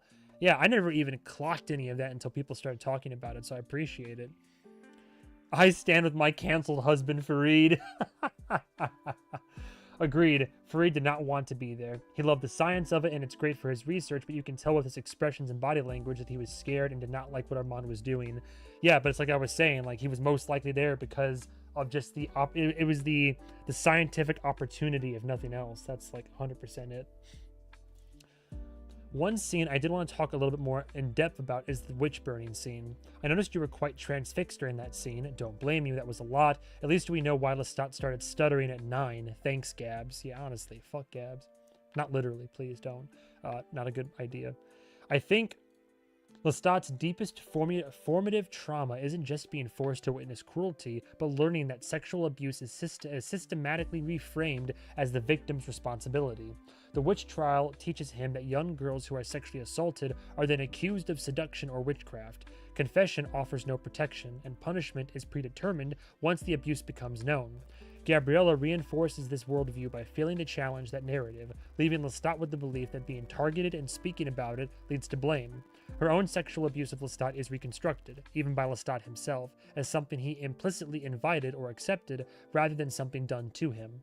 I do wonder if there's also an argument to be made of women keeping other women down in order to serve the patriarchy with Gabriella or any of the other characters. I feel like they included the mother poisoning the father, but letting her daughter take the blame and be killed for a reason. Oh, don't be no, all good with the ramblings, don't worry. Edit, how good was Daniel Hart's score in that scene? Oh, it's part of why I was like, yeah, dude, yeah. Well, Lestat makes the same sound that he says Nikki made when he was was thrown into the fire, you know. But the emotional impact, the magnitude of that scene is what had me transfixed for sure. And I was just like in it. I was like, so much of that episode, I was just along for the ride. I almost felt bad that I didn't have so much to say after the fact, or even rather during the course of the episode, because I was just so transfixed by it all. But no, that actually speaks to why I'm glad that Hannah, that's her name, right? It really is. I like that all these women are involved in the production elements of it, because then we can speak to these overarching societal issues. All the more reason why I think it's actually incredibly appropriate for Hannah to take over the reins as showrunner for Queen of the Damned, given that the entirety of the season is going to deal with the kind of like the rise of the matriarchy instead of the patriarchy, and the near deletion of the Y chromosome, and this whole like, it seems we're going to really be leaning into like inequality in sexes, and a woman who's been kept in check, like who has those must be kept, has been kept by a man or men for centuries, right? I appreciate that, Hutch. It was so powerful. You didn't need to say anything. I appreciate that. Thank you. And that's part of what we're also seeing a reaction for, right? Is like, even just like, that's how you know that I'm locked into a show, by the way. Like, even just like today, I was recording some more Attack on Titan, but it's I love moments. I'll never forget the first time that I watched episode 1 of Interview with the Vampire, and we go to Louis' confessional scene, and I'd already been yapping and analyzing up to that point, but when he launches into his whole like, I have sinned, I laid with the men, like when he starts confessing, I was just like, I was locked in. I was transfixed by Jacob Anderson. Like I was, oh my god, I'll never forget it. Chills still to this day. But just the power of this scene and the actors. I love it when a show is good when it gets me to shut up. And that's my favorite moment, is when whatever's happening is so enthralling and so impactful and emotional. Like you take that, and you take like the sounds of the Claudia and all that, which fucking broke me, when like it was already emotional. Like you don't understand, sometimes the camera won't focus on my face properly, and so you can see the tears sometimes. I'll go back to the editing bay, and you might not be able to see them as clearly, because like I'll get really teared up, and then eventually they start breaking, and then I'm over here wiping away. But like when I tell you, like chills when she showed up, and even just her being there, like it already kind of like like caught my breath a little bit. I was already getting like welled up, just the emotional presence that she carried. But then those moments where like then like she's just I mean, I can pause here and there, talk about it. It's funny because I that's one of the scenes that I pause less than I pause oftentimes. And I remember there was, I think, a YouTube comment that was like, how could you possibly pause during an emotional scene like that? I'm like, dude, you don't understand. I barely paused during during this sequence. But especially when she was just like, and then Madeline's not here. Like, did y'all pour out the cornstarch for her? Y'all hug one out? I can't find her. I've been looking, like that whole sequence, like, oh, that just like really got to me. But yeah, the emotions of the scene, when it gets to a point where like there's nothing you can even say, you're just like along for the ride, and you just, oof, powerful stuff.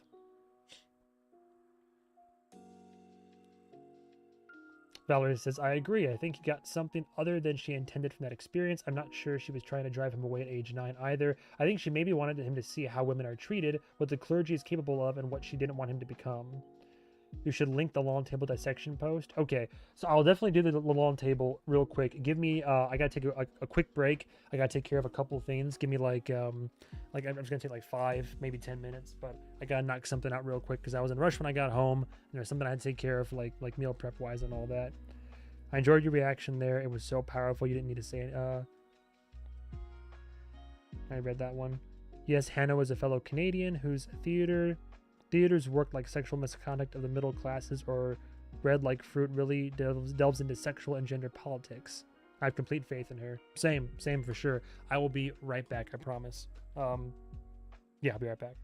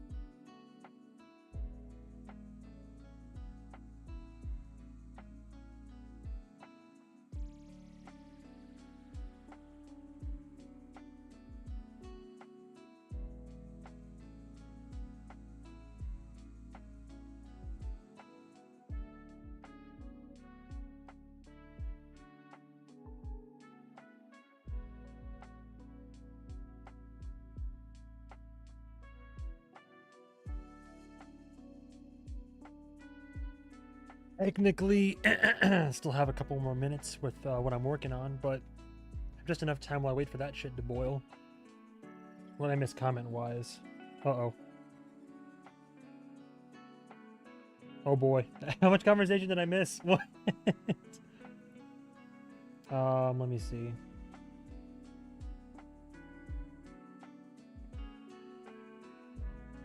Oh, not too much.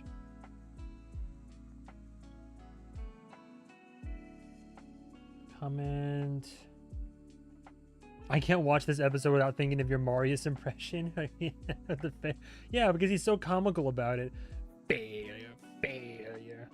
And the whole thing where he's just like bellowing, like a little bit much, where he's just like, like, I mean, maybe it's exaggerated a little bit given the circumstances and the shaky camera for sure, but he's just such a cartoon character. You know how many times that that vocal stim hits me on a daily basis? I'm minding my own business, and out of nowhere, I'm just like, what have you done? Like, it hits me out of nowhere once a week, just with the, what have you done? Kills me. Daniel mentioned Alice looking nice in a purple dress. Yeah, we already saw that. Oh, here we go. I have complete faith. Good, I can have breakfast. Yeah. Get your snacks, drinks, or breakfast, dinner. Oh, hey there, Supple. Supple, you still here? I forgot about this. I should have posted in Patreon, to be honest. It's break time. I think he's going to read the long table dissection. But oh yeah, for sure, for sure. Hello there. Hello here. I am here. Came to see what you were doing, and he's just gone. He's taking a break. Long table dissection post coming up for sure, for sure. Oh, I might have missed you, but hey, Tootie. Tootie Fruity. Oh, booty. 23 is here. Tickle the like button for the chair. When I made a mistake. What have you done? She will be, yes. We may or may not have started recording that right now. Well, yeah, I'm trying to bank a little bit before vacation, but yeah, safe to say, in addition to everything else, yes, I've started my rewatch, and she has started watching season 3. She's very early on in, but she has started watching it, so rest assured. For me, Cabbage and the Soul. Oh, the Soul. Oh, yeah. I was loading my car up the other day. I don't know where it came from. I was loading the car up, and I was just like, and him. And him. And just the whole. The look over, just the whole. It's great. Like the horse meme. The Soul. And for the next course, the Soul. It's great. Good stuff all around.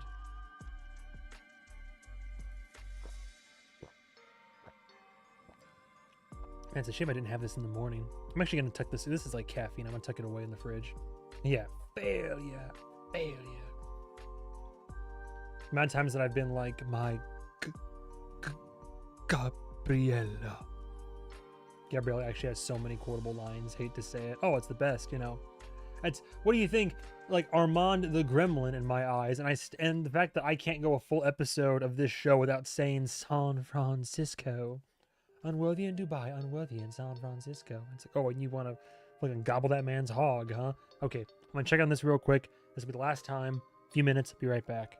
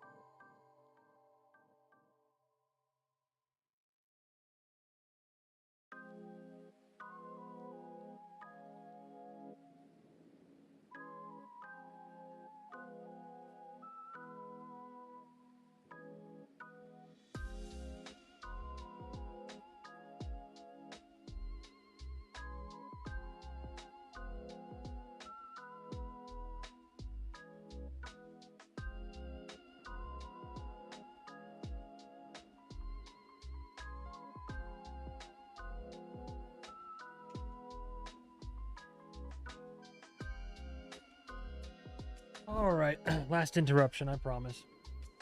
Get my Wawa over here.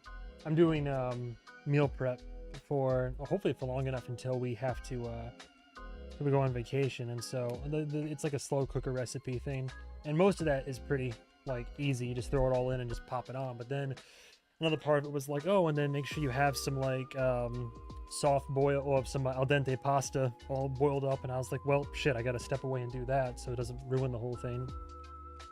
Missing any of your comments? Hello, Maya. If I didn't already say hello. Gabriella actually has so many I want to play. I want to play cornhole. I think has a the over-the-top accent helps. I do. I love. Do they have spaghetti? Yeah.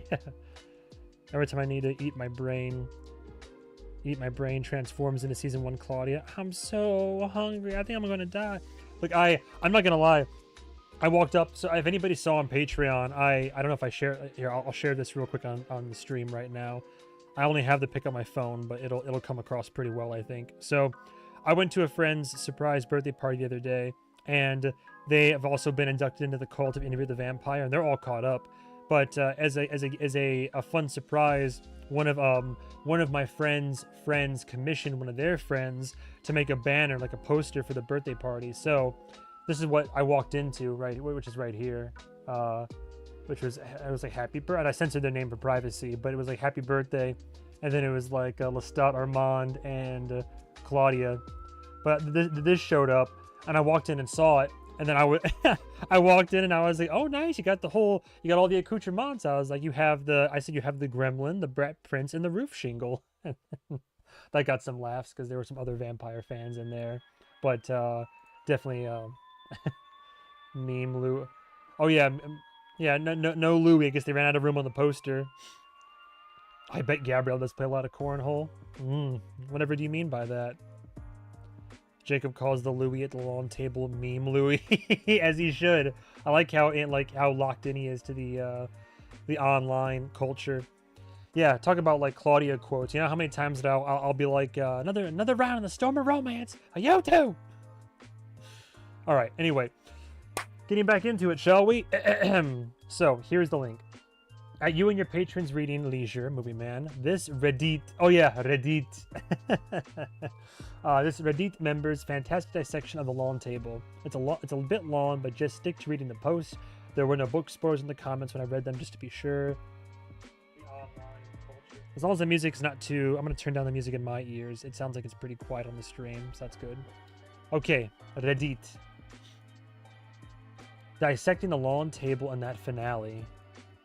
This is an r/interview vampire by do-kale581, top 1% user 1 month ago. Just want to pay my respects here. Hello friends. I struggled with this episode at first. Then I watched the After Dark dissection and other interviews, watched the episode again, and I fell in love with it. I feel compelled to dissect the lawn table. I invite you all to contribute your thoughts and interpretations. This was a very David Lynch episode, packed full of symbolism, and I'm only covering some of it here. The lawn table. As Roland says in After Dark, this is Dreamstott times 1,000. The lawn table is a glimpse into how Lestat thinks. It's his internal grammar, and that grammar was taught to him by abusers. The show teaches us this grammar to teach us how to interpret the language Lestat is speaking throughout his season. We're watching a show without a dictionary. Episode 7 tells us. Here, in this last episode, is your dictionary of Lestat. On a structural writing level, the characters chosen to sit at the lawn table reproduce the psychological mechanism of abuse. The category of person who wronged Lestat collapses into the category of person Lestat wronged / person Lestat is responsible for. And it does that collapsing through Lestat's own voice, because that's how internalized abuse works. The victim ends up narrating the abuser's failures as their own. These are the voices eating his soul, literally. Quote, you want her? You want mommy in the chair? Muse Magnus runs the proceedings until Lestat kicks him out. Magnus is one of his makers, a formative trauma that informs how Lestat interacts with the world of vampires. It's hard to look directly at Magnus. Lestat gets teary talking to him. But Magnus is also the easiest abuse for Lestat to recognize, because it was an unequivocal kidnapping and a violent rape. Lestat screamed no. He can't pretend the abuse was mutual or complicated, and that's why Magnus has to be replaced with Gabriella. Gabriella is safer, because her abuse is wrapped in love and dependency, which lets Lestat's mind keep negotiating with it. The people at this table are the relationships Lestat can still argue with himself about, which is exactly what lets the table torture him for a full episode. The arguing is the abuse. He gets to fight back a little, which means he gets to bleed slowly. Magnus can't be negotiated. That's why he's ejected. Muse Magnus calls replacing him with Gabriella failure. Lestat sees this replacement as cowardice. Muse Gabriella is Lestat's lone voice of support. When she takes the head at the table, she's dressed in her 18th century clothing as Mother. We'll come back to this. She's the one who reminds Lestat that, quote, he's the only one who can control the volume. Muse Nikki doesn't believe Lestat loves him, no matter how many times Lestat says it, no matter Lestat turned him in, It must be grammar. No matter how many times Lestat says it, no matter Lestat turned him in proof of that love as Nikki asked, Nikki never believes it. I'm convinced Hannah Moskowitz is this Reddit user. I wouldn't be surprised either, low-key. Because he had to ask. He accuses Lestat of cheating on him, accuses him of turning him instead of saying I love you, says Lestat was stupid to turn him. In Lestat's mind, his failure to prove his love to Nikki is what drove Nikki mad, and his decision to turn Nikki is ultimately what killed him. Muse TC is there to have fun. She's someone Lestat feels responsible for, a friend Lestat genuinely likes, and someone who's never tried to have sex with him. TC is the one who sets the alarm and sends the phone to Lestat, but she chews his soul loudly because she's at the table. He failed TC by making her his fledgling, despite his worries about his blood. Muse Louis lists all the moments that prove to Lestat Louis hates him. Louis admitted he tried to make Lestat miserable during their life together, because Louis was miserable. Louis begged him to turn Claudia, but turning Claudia didn't make Louis stay. Louis slit his throat. Louis kissed Armand, who betrayed him and Claudia to the coven to hurt Lestat. Here's your death, Lestat. Louis stayed with Armand for 77 years. Lestat's muses all make fun of him for still loving Louis. Quote, waiting for a hug in a hurricane. Quote, sitting on a bench in a fog he mistakes for love. Don't Louis' actions prove Louis hates him? Didn't the book prove Louis saw him as a villain who needed to be killed? Lestat clings to, quote, could be nice, could be, hands touch, as a tether to existence, so his self-destructive self-hatred targets Louis continually. Louis has never said, I love you. He has said, I hate you. Muse Louis is also, sometimes, Lestat's maker bond with Louis, his soul's connection to his heart. Some part of Lestat can sense and hear what's going on with Louis and Armand inside the butcher shop, as evidenced by the table finishing Armand's sentences and Muse Louis choking like Louis. This sense fades as his connection to his heart fades. That's another clever piece of writing on the show's part. Lestat's self-hatred and his real connection to Louis are becoming indistinguishable to him. He can't tell if he's imagining Louis' hatred or receiving it. Muse Claudia isn't there, because the seance just happened. As her maker, Lestat felt Claudia. He knew what she felt about him. He knew she both loved and hated him. Claudia's hatred manifests as abandonment. She doesn't care enough to come to the table. Muse Antoinette takes the meeting's minutes. She inserts little jabs here and there, but Magnus and Gabriella never give her the floor. The abuser controls whose grievance counts, and Antoinette's grievance unmasks Gabriella. Lestat brought Antoinette home to try to provoke Louis into drinking from her, then used Antoinette to punish Louis, the same way Gabriella used Yarda to punish Lestat. Muse Antoinette gets no justice until the end, because facing Antoinette means facing Gabriella. Muse Marius, the one person who ever called Lestat worthy, and Lestat fucked it up by giving Akasha blood. Muse Marius judges him for both his failure with Akasha and whatever went down between Lestat and Armand. Put a pin in that. The main course, the soul. The muses critique Lestat's music. Lestat counters with specific performances he knows he killed. He knows he's a good performer. Being a good performer is what caught Magnus and Armand's eye. The tenor Lestat tortured and killed in season 1 gets his say, and hilariously, Lestat clearly feels bad about that tenor because the tenor eviscerates him exactly the same way. This transitions us to Gabriella, the main course, who taught Lestat that cruelty. As the table critiques his song about Gabriella, Lestat reconsiders every moment she took advantage of him or walked over his boundaries. When she laughed at Nikki cutting off his hand, when she molested him after the wolves, how uncomfortable that made him. Everyone else disappears except him and her. He asks the question that's been haunting him for half the season. Why did she take him to the witch burning? Muse Gabriella tells him the reason Lestat thinks she'd give. Quote, I wanted you to see who they were. She wanted him to see Auvergne clearly. I can never say it properly. Auvergne. There's like a certain accent to it, but I can't get Lestat's gravitas. But Lestat presses. Not even his father went to that burning.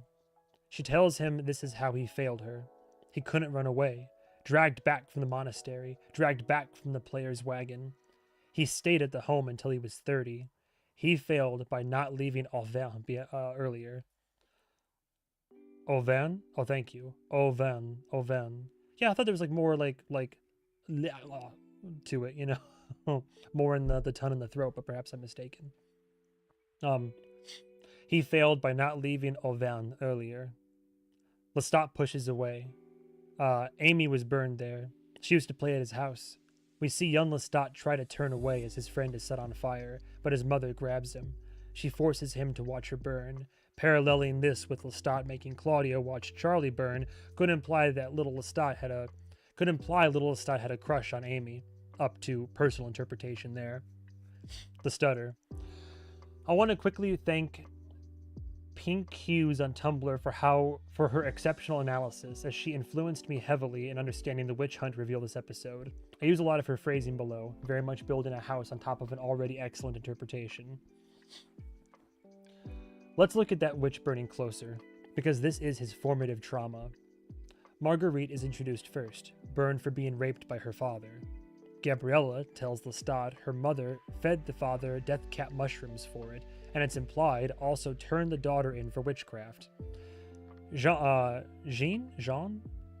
I think it's Jean, is molested by the school teacher. The monks call both seduction. Gabriella doesn't correct them. Confession doesn't save these women. Augustine says that the women have already confessed, and it changes nothing. The verdict was decided the moment the assault became known. That's the actual thesis Lestat absorbs underneath the version he can articulate. Gabriella doesn't teach him Auvergne is cruel. She teaches him that to be violated and to speak about it is to be punished. She teaches him grammar that frames her later violation of him as because of him, because he casts a spell. The father's desire gets rewritten as the daughter's seduction.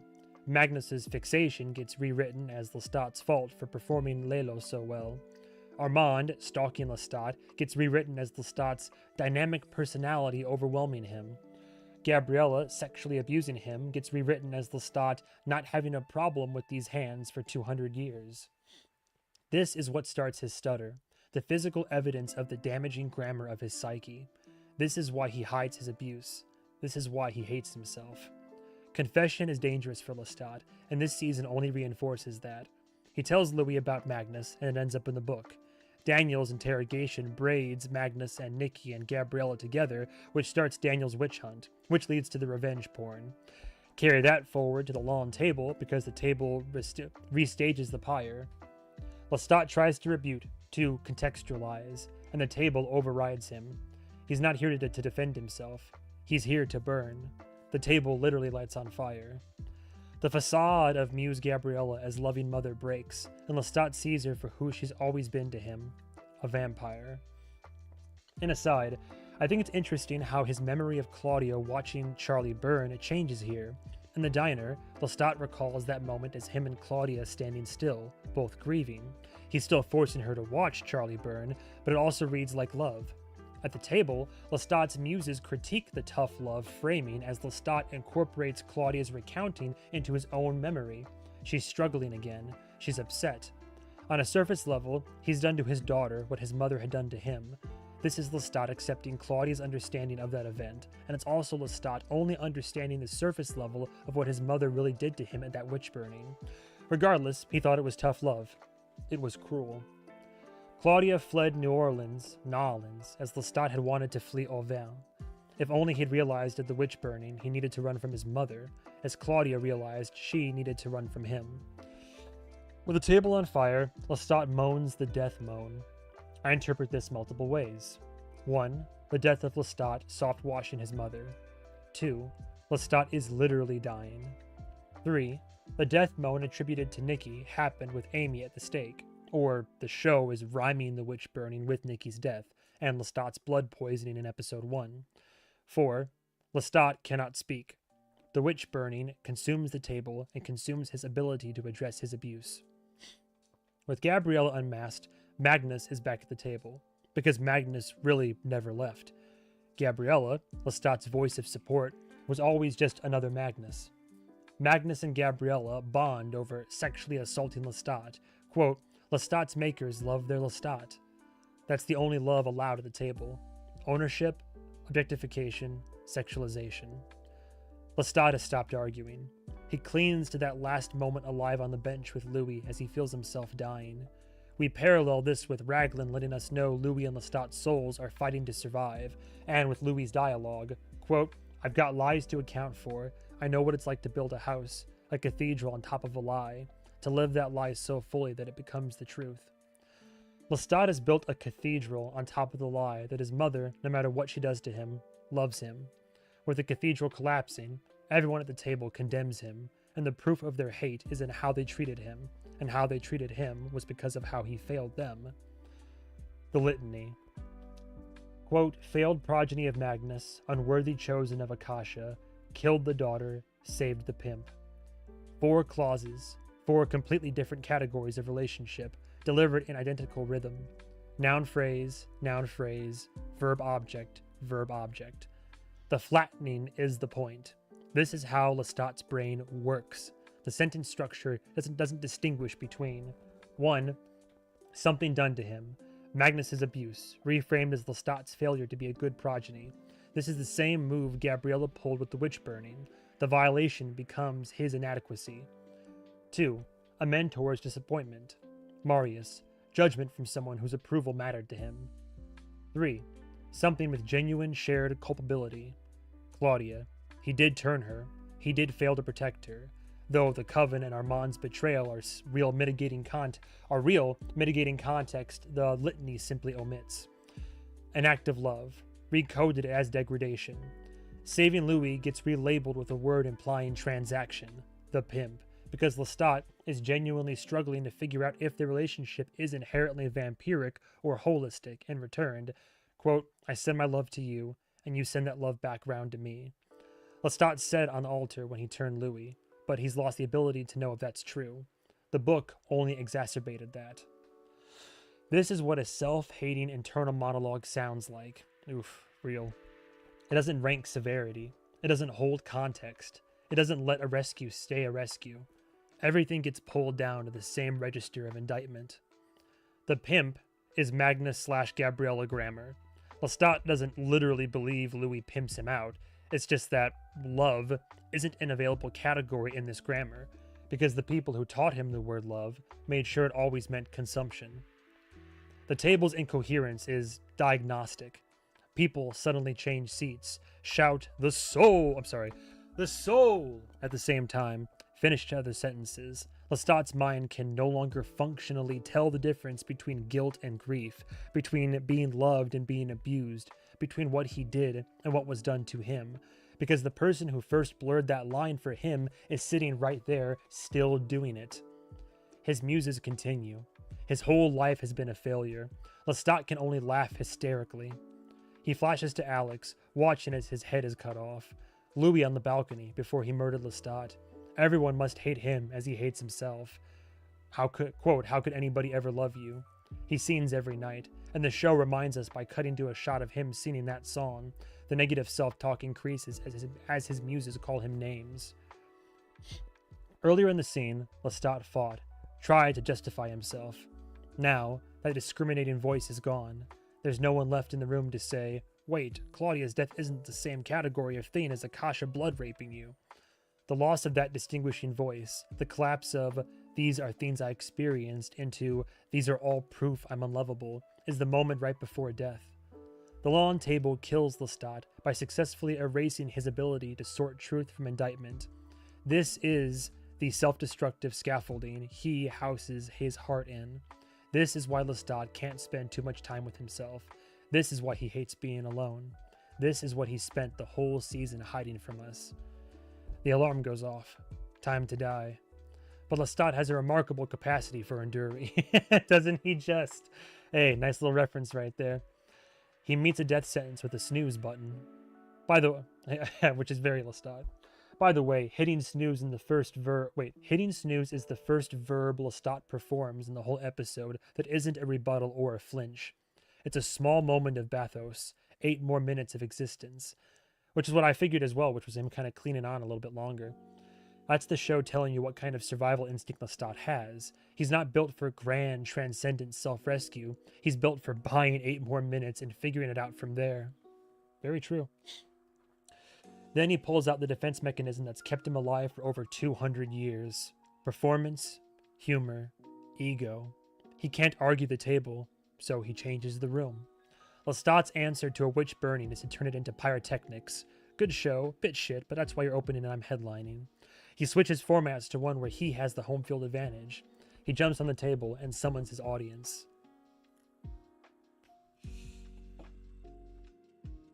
We're at a concert, in the place he first fell in love with music, through Nikki, and Lestat plays to the audience, playing up his egotism to maintain a sense of self. It's not a healthy pivot. The show doesn't play it as one. His performance is shaky. He's still fighting tears. Sometimes he can't stand up straight. The bit doesn't land because a bit has never been able to resolve anything for him. It's only ever bought time. Excuse me. It's only ever bought time. Performance and the snooze button are the same move. Both are stalling tactics dressed as agency. The audience is crucial, though, because he doesn't conjure his adoring fans. He conjures his own body count. He summons everyone he's murdered, made, or traumatized. He recalls all their faces, and most of their names. The interaction with Enzo tells us why. He cares that he hurt these people. He cares that his violence causes damage. The performance isn't actually an escape from the table's verdict. It is the table's verdict, restaged in a format he can handle. This is him taking ownership. This is him casting a spell. That's why, quote, at least I attempted something, doesn't hold. It's the ego defense reaching for its usual material and finding it inert, because the whole crowd he's built out of his own casualties won't ratify I tried as sufficient. He needs something that isn't self-mythology, which is why I loved you, as grotesque as that love appeared to you. Thank you for coming. Matters. It's the truth. He's grasping for a reason to exist. It's okay that everyone hates him. He loves them anyway, and he expresses love through music. So he starts to introduce the song. Even plastic Dracula Alex is there, but he's still flashing through his life. He still can't find something to cling to. He tries the bench with Louis again. What else? What else can I find as a reason to exist? I'm failing. Again, he keeps thinking about Louis killing him. He accepts the verdict of the lawn table. Yes, he failed. He's been cruel to others when he didn't have to be. He loses his balance, falls. Down to the last thing he can think of to say, that he saw Enzo's beautifully wrapped package and felt terrible. And he gets the grammar wrong. Because this grammar was always built to fail him. And then Paul. You can interpret Paul multiple ways. 1. Paul is actually a spirit here to escort Lestat to the afterlife. 2. Lestat feels guilty for spelling Paul at the... I'm sorry, what? Lestat feels guilty for spelling Paul at the table in episode 1. Spelling. He feels he traumatized Paul. 3. Lestat summons a memory of Paul to remind himself of what he needs to live for. It doesn't matter how you read this moment. All work structurally for the intent. Lestat read Paul's mind. Paul reminds him that Louis does love him, even if he doesn't say it. Even if Lestat hates himself and thinks his life was a failure, he still gives himself this bit of grace. Louis loves him, so he hasn't totally failed. This is why Paul has to interrupt the concert. The performance genre, even at its most honest, tops out at I loved you, a claim about Lestat. It can't produce anything from outside Lestat's own head. Everything he's tried to cling to besides that one moment with Louis on the bench has failed because it's self-generated. And self-generated material is exactly what the Lawn Table just spent the whole episode teaching us destroys him.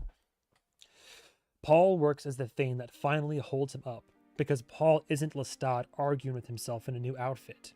He's data Lestat gathered externally, testimony about Louis that didn't pass through Lestat's grammar on the way in. The snooze bought him time, the concert let him speak truth, but Paul is something from outside the self-hatred engine. That's probably why it's strong enough to keep him alive in the seconds he needs as his head is taken out of the bag and stitched back onto his body. Quote, silver threads stretched over threads. Stretched over other threads. The silver threads are lore, but other threads are his head being reattached, I think. Number 2, it's still number 1. Number 2, Guilt Paul would fit the episode's pattern where the thing that finally holds Lestat up isn't comfort, it's accountability that doesn't collapse into self-hatred. Enzo gives us an accountability without collapse beat. I know I hurt you. Stated plainly, not spiraled into, so I deserve to die. Paul, as guilt, would be the same move at higher stakes, worth considering. Final thoughts, why this was the finale. I don't like to point out my virtues. The episode's real question is, what does it cost to keep Louis and Lestat alive, and where does rescue actually come from? Oh, hang on, is this still royalty free, by the way? Okay, good. I got worried there for a second, sorry. With Louis, rescue comes from holding on to his humanity in whatever way he can. He turns to the half-human soul he conveniently whips out whenever he wants to win an argument, and that does indeed win him and Regina freedom. He self-reflects, finds empathy, and offers grace to the person who least deserves it from him. Louis doesn't owe Armand an apology, but one is tortured out of him anyway. It's painful and genuinely horrifying, and through it all, Louis reaffirms his connection to the truth, a connection he's been trying to reestablish all 3 seasons. Love of my life was him. I never forgive you for Paris and never will. You deserve to be loved, and I can't be that for you. Then he presses the wound he knows wins the argument, a rune at 12. Louis pressed this wound back in season 2, episode 5. This is something he knows is a sore spot, reminding Armand of his own humanity 500 years ago. Armand almost cries, then smiles and resets his face. Fine, Louis wins, but Armand's a sore loser and marks his chest. The Lawn Table is there to confirm Lestat's narration is not reliable, but not in the way the show played that with Louis. Many people walked into the season thinking Lestat is an unreliable narrator. Not especially. Not for me anyway. Means he lies to make himself look better. The Lawn Table inverts that. His internal voice is unreliable because it's been trained to make him look worse, to flatten every category of harm into proof I deserve this. That's an intentional reframe of what unreliability means for this character. That's the show telling the audience it isn't uninterested in is Lestat a good guy or bad guy. It's interested in how a person trapped inside cyclical abuse loses the ability to sort that question at all. A mind that can't distinguish someone raped me from I let my daughter die is not a mind rendering an accurate verdict on itself, even when some of the underlying facts, Claudia, the tenor, are true. The thing that actually saves Lestat is external, not self-generated. Paul interrupting the concert is the show saying self-hatred and self-mythology are the same closed loop. Neither one can save Lestat. What saves Lestat has to come from outside his own head. Data about Louis he didn't generate himself. That's thematically pointed. It implies the show thinks the way out of internalized abuse isn't introspection alone. It's contact with something real from outside the abuser's grammar. TLDR, accepting I love him saves Louis. Accepting he loves me saves Lestat. Well, there you go. Ooh, I mean, yeah, god damn. Quite Lynchian indeed, isn't it? Sorry, there were some comments in here. Yeah, it was very well written. There were a couple moments, I'm not gonna lie, I get caught up in reading sometimes, even like just the dramatic weight, behind that. That was a very well put together piece that actually, like, a couple times I genuinely had to clear my throat, but there was one time where I'm like, oh my god, it's like just the reliving the episode through this kind of like emotionally triggered for a moment. I was just like, oof, damn. What's this in here? It's been an age since I've been a fandom this passionate. A reflection on the cast and crew when Roland and Autumn Brown caught up for drinks. He asked her, is the show too dense? Is it too much? Yeah, Anne Rice fandom has always been extreme. Rightfully so. The Vampire Chronicles are the reason I even exist at all. The reason I wanted to write. It's dense, but in a landscape of frivolous shows, I love that the niche vampire show is the one that works my brain muscles. I'm right there with you. I am so happy you got to read that. I appreciate that. Just a great piece of writing analysis. Yeah, it's impactful. It seems natural that a story with themes of enduring love and obsession would receive that same response. I had a thought and I just immediately lost it. Yeah, no, I love most of the shows that I'm watching right now. Most of them, I love that I'm watching them because they are challenging. I like that. Like, it's one thing to watch a show that plays it safe or is predictable but could still be good and fun and entertaining, but as much as I sometimes get annoyed with myself for struggling and flailing, and sometimes I'll be critical on myself for not understanding or picking up on something the first time or not being able to properly extrapolate and interpret, but it's also part of the fun of it is that sometimes it's like maybe I'm not supposed to get it on the first time and I need to revisit and I need to really dissect and dig into it, and it's so fun. But that's happening with me right now with Teenage Sex and Death at Camp Miasma. So I'm a big fan of I Saw the TV Glow. Love the movie. Great stuff.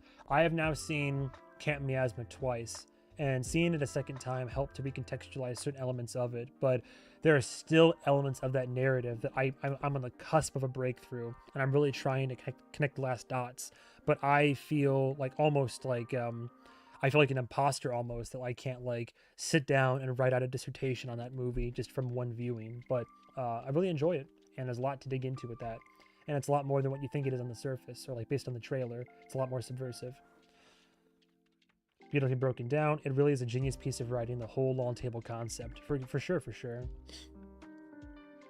Going back into it, let's see. Back to the finale. Comments. Lynn says, Paul here is acting as a proverbial Saint Peter. Everybody's talking about Saint Peter.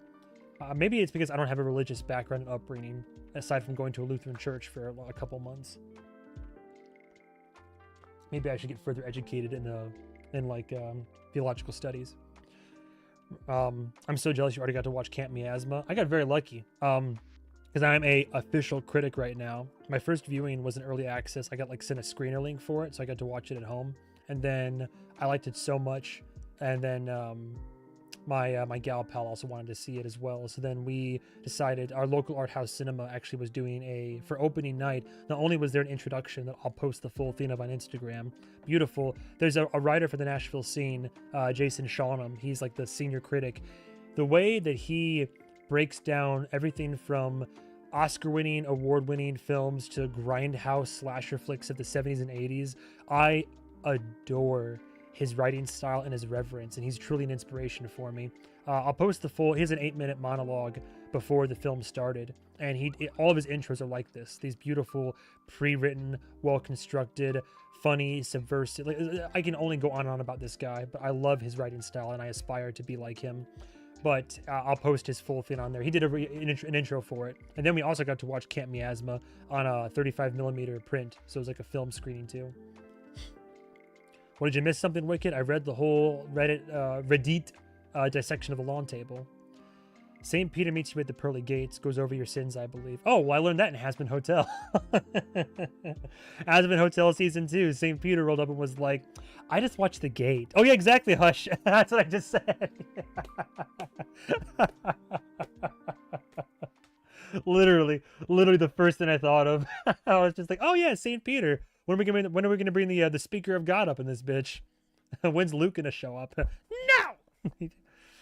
Hilarious. Paul here is acting as a proverbial St. Peter. Remember, Lestat said when he changed scenes, you were all here because I killed you, made you, or memorably traumatized you. It's not just people he killed, and Paul was never killed by Lestat. Now the books confirm it. I guess I know that now. And Rice confirmed it. It was a freak moment, a combination of Louis telling him he loved him. Also why Louis is scared of saying the words of Lestat, because the last time he told it to someone, they committed suicide. Him having his mental health issues, knowing his brother lays with the devil, his mom, just a hard life. At the same time, it can be speculated it was also because he knew Louis was in good hands, and in this moment, he can be seen as the real Paul acting like St. Peter since Lestat is seconds away from death. With all Lestat has done, there were good moments too, and Paul saw them from heaven. This also implies even though Paul committed, he ended up in heaven, unlike what his mother thought. Saw those moments, and that's what he meant. Loving Louis how he needed it, in his gay freedom, unrestrained, uncontrolled, like his parents did, unabashed and unshameful, so on and so forth. Now, on the Armand end of it, I can get what they mean with Armand, to be honest, in this episode, and the need of an apology, even though he ungenuinely never apologized himself, especially for Claudia. It's the being used and rejected. Deep inside Armand knew, as from pre-relationship, that Louis was all Lestat, all the time, every time, always, and he wasn't forthcoming about it, as he said in his written notes. The kiss, the all, it was all and all about Lestat. He used Armand as a side chick rebound band-aid, as he used Claudia as a band-aid for his and Lestat's relationship at the time. Very in character, and for a character who was a sex slave since 12, which were his modus operandi of reactionary is be as violent as possible and get his lick back just so he can feel something. And I think Louis knew that, and why I think it's why he genuinely apologized, even thought he could have easily not. He, for the longest, just didn't care about him enough to mention the elephant in the room. Now, of course, Louis didn't deserve any of that, but I can see what the show is trying to say with him there. It doesn't justify Armand in the slightest, but it does put into perspective a lot of things and explains, as is with the show's themes. Because ultimately, this saga has always been about one question. If you had immortality, does that give you enough time to grow and move on from generational abuse, trauma, and a cycle of abuse that perpetuates you and those around you that you also ultimately end up inflicting onto others? If you're given infinite time, can you reach it? Oh, hang on, my little light went out.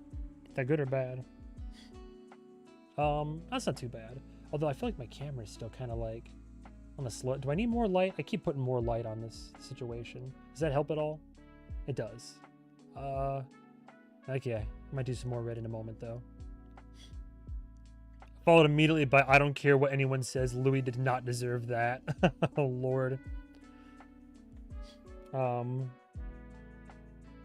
Supple says I legit cannot wait to see what they do with Gabriella in season 4. Jennifer L is fabulous. Yeah, she's a character to watch develop. Really would love some more interaction between Gabrielle and Louis. Interested to see how they end up navigating that. Confirmation that Paul didn't go to hell was so heartwarming to me. It was nice. I really do want to watch it again and kind of like... I never was a huge fan of Paul, truth be told, but I want to come around to him.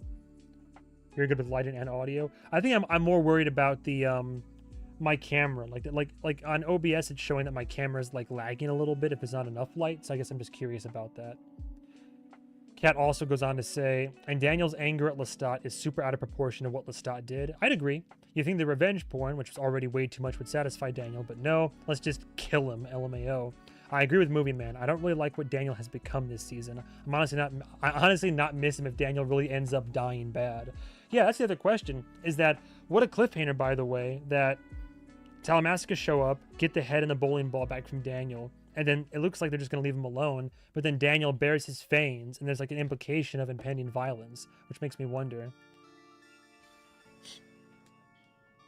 Jennifer, like a big cougar vibes. Oh, I can't imagine what you're referring to. Armand would never have let Louis die. No, but got pretty damn close, didn't he? Like, it got really close.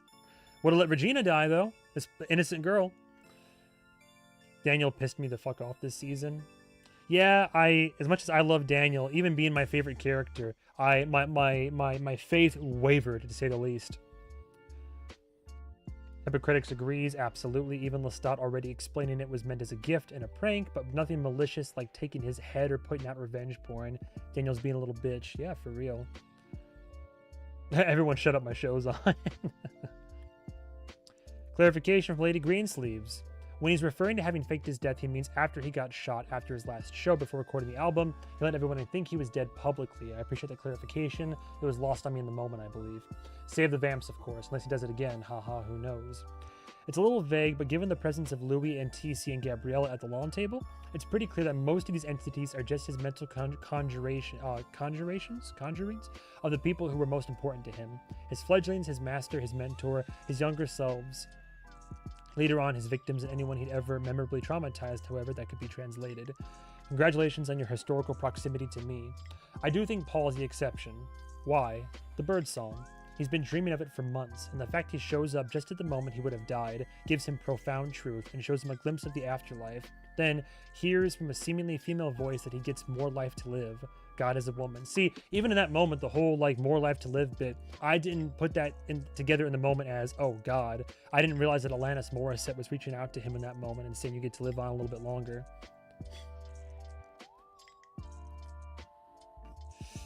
Going back a bit, I think when Gabrielle says, I wanted you to see who they were, while she could mean the priest, I think what she really means is the people of Oven.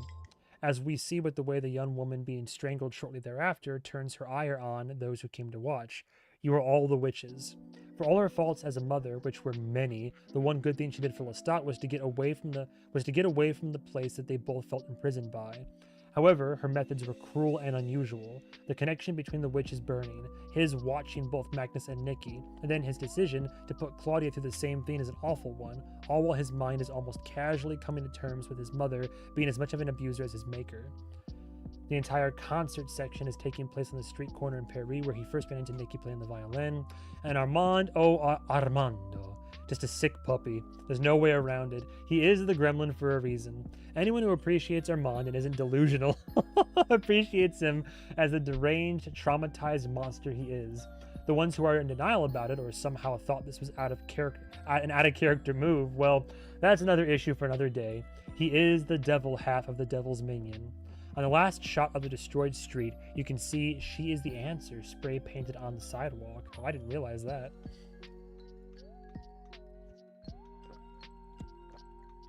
Another comment from Eek.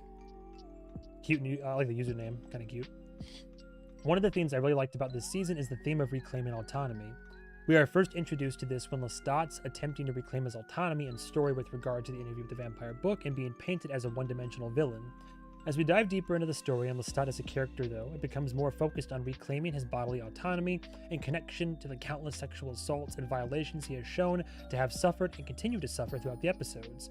It all accumulates in this final episode with him confronting Gabby, who is arguably the biggest abuser and one that continues to abuse him in present day, and coming to terms with the reality of their relationship. Louis and Armand's storyline also ties into this, with the confrontation of Armand's past in sex slavery, Louis' own sex trafficking past as a former pimp, and now how that impacted the relationship, while also being under the circumstances of Louis not having any agency via the beheading and threat on him and Regina's life. I don't know. There's just a lot surrounding this topic in this season that I could write an essay on, lol. I have thoughts about this season I'm going to need a couple of rewatches to sort through, but overall I really enjoyed it. I understand it's not what majority of folks were expecting, I sure wasn't, but taking it for what it is and the knowledge that this is only part one, with aspects being saved for the next season, I think the writers did a great job with the story they wanted to tell. Armand's villainy was delicious in the finale. Oh, I mean, for sure. Gremlin mode, like full gremlin mode. Even when Lestat does leave, she still follows him to Paris. I question why she never left before. We need to have some monstrous behavior. They're vampires. That's a good point. But I want them to just live fun, nice and have a good time. A woman in that time Leaving a family of that renown, she must have been shunned. I guess Lestat would give her a reason to visit. She goes there because she's died eminently, indeed. Same on Daniel. I defended him in so many other reactions during seasons 1 and 2. He's definitely one of my favorites. This season, he was in his angry brat vampire phase. I did not appreciate it. Yeah, exactly. I've got my qualms. I have my qualms. That's actually leads into a question I did want to ask in general. So, is there anybody in here right now? There's like about 25 people watching on YouTube and about none watching on Twitch. From the people that are watching, did anybody in here right now, or if you're watching this after the stream has ended, put in the comments, did anybody not enjoy the season? I can't get past the release of the sex tape. No, it's pretty fucked. But I like to think the sex tape was also kind of at the behest of Armand, which doesn't excuse Daniel's involvement for sure, because he like helped to produce the damn thing. But I mean, it didn't happen until he got with Armand. But I'd be very curious to know if anybody just didn't enjoy the season. That's like in here right now. I'm more curious in the gripes and the complaints and all that. Me, I'm no one. Probably would have branded her for a witch. Abandon your rich family, witch. I think that shot in the alley with Daniel draining the guy shows how terrified and alone Daniel is. Very good point. I'm glad you enjoyed it, but did anybody not? I see.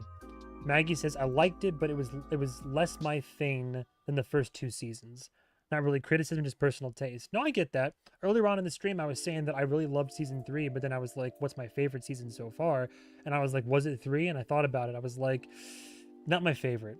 Something about 1 and 2, maybe even 2, really doing it for me, perhaps. I think 2, it really finds its like rhythm and beat. But for me, as much as I loved 3 and almost every element of it, I think it's still not my favorite. Sabi says, it was not all that I wanted. I don't know that all I wanted, but it gave me some things I didn't know I wanted. That's a good way of putting it. Seasons 1 and 2 are peak, says Something Wicked. This was enjoyable, but strayed too far away from the books for my liking. Fair enough. Definitely not as good as 1 or 2. My favorite episode was the one with Louis and Lestat, which was the most seasons 1, seasons 2. There were themes from the book that I wanted more of, but they did a great job replacing it.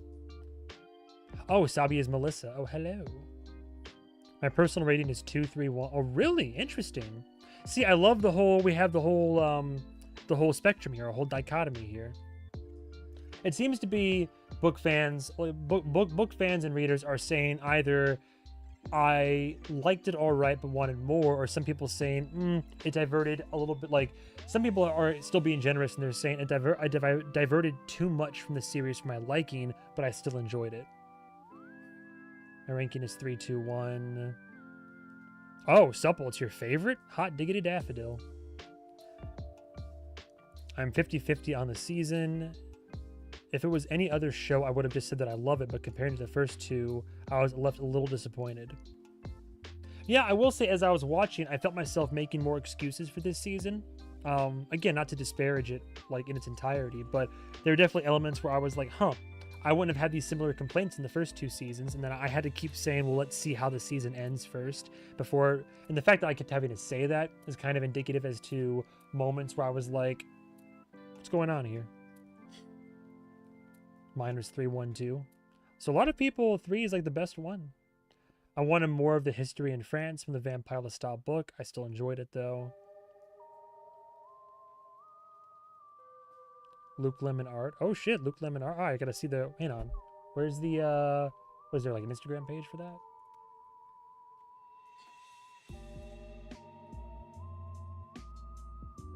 Oh, who's coming to Dragon Con? Richard Jones. Hey, look at that. Luke Lemon.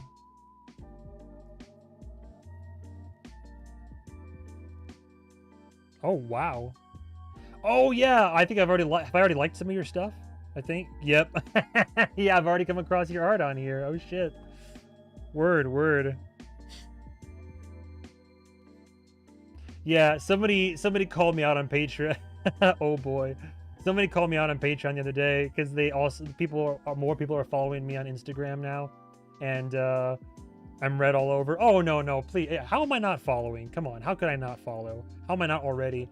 No, but somebody called me out because they like, you can see what other accounts like, and somebody was like, man, I think MovieMan likes the Devil's Minion fan art more than more than the rest of us.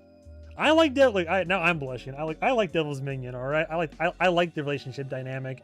I just don't want Armand to make Daniel a fucking toxic little bratty vampire boy. Any more comments in here? Delaney and Seance and mid-season finale. Oh yeah, remarkable stuff for sure. Sam in an episode. Every episode is everything. Loved Sam Reed performance alone was astounding.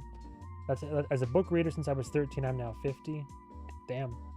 Not to the 50. I meant to the time and the. You know what I meant. I'm sorry. I wasn't trying this. You know what I mean. I'm sorry. I wasn't trying to. I have criticisms like the first two, but I loved it. I see Interview with the Vampire and Vampire Lestat as different things. I can't really rate them as when I rewatch my opinion. I loved it. I don't know what my ranking of seasons would be. Honestly, I actually think rewatchability wise, it's currently my top. Yeah, I'm rewatching right now. Sorry, I didn't mean to bring attention to the account. No, I wanted to bring attention to the account for sure. Yeah, no, everybody, please give him a follow. Please give them a follow. But I say I've only liked and seen I think the one right here. This is the one that came across. So that's crazy. Before you showed up in the chat right now, this one just came across my feed naturally, and I loved that one. All the young and old Daniel. I love the one with the golden lighting is a really nice touch.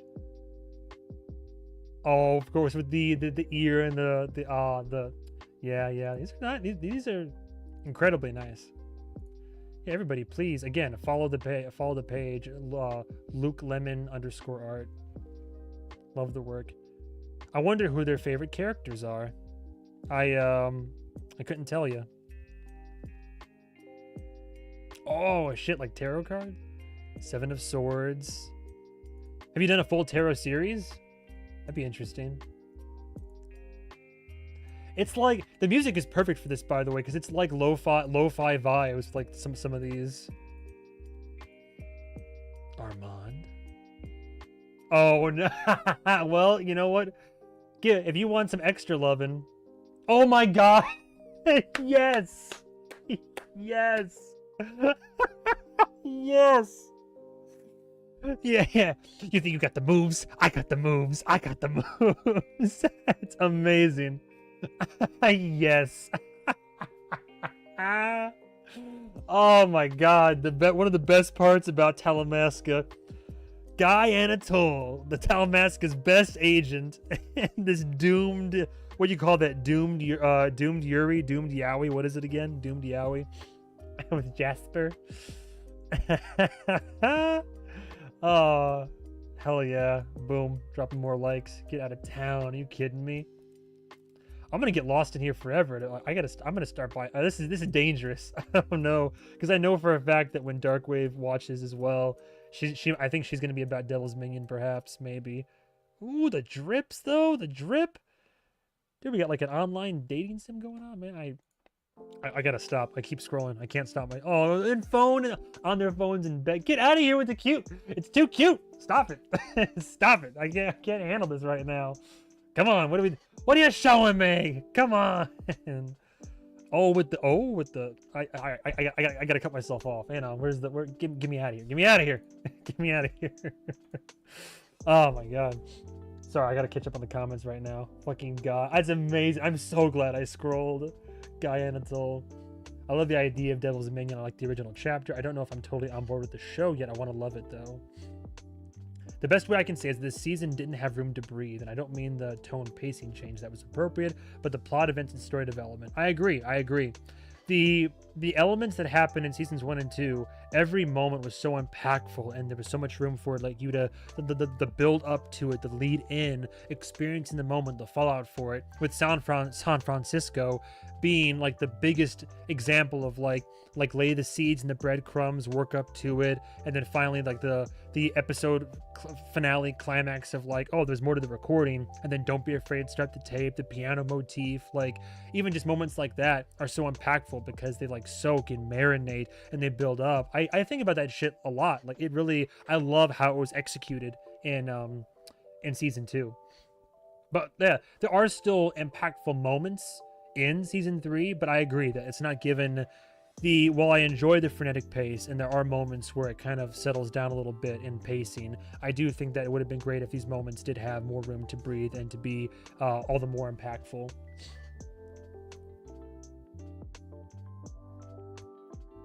I'm under the table right now hiding. Sorry, I'm trying to catch up on comments right now. Okay, thank you, Carrie. Yeah, I know what you meant. I appreciate that. Guy and Jasper, what should have happened? Honestly, that would have made the show so much more interesting. Talamasca should have leaned into the gay, like, as it was already.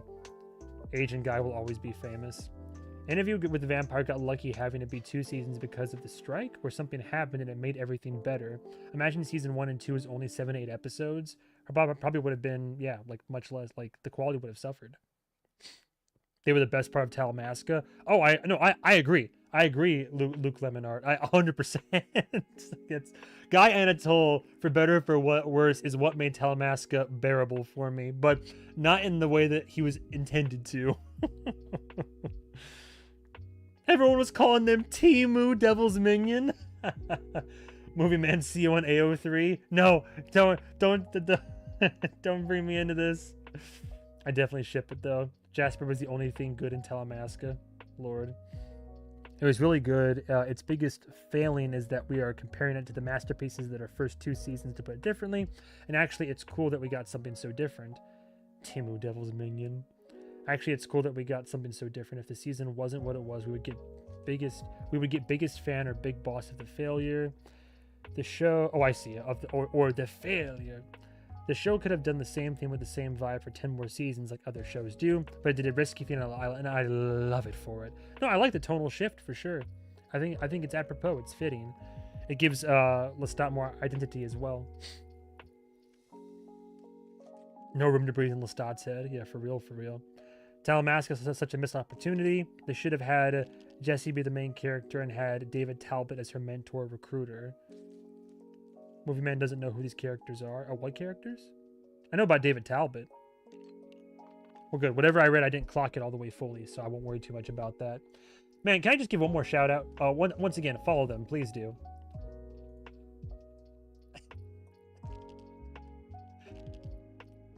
His were just better. Of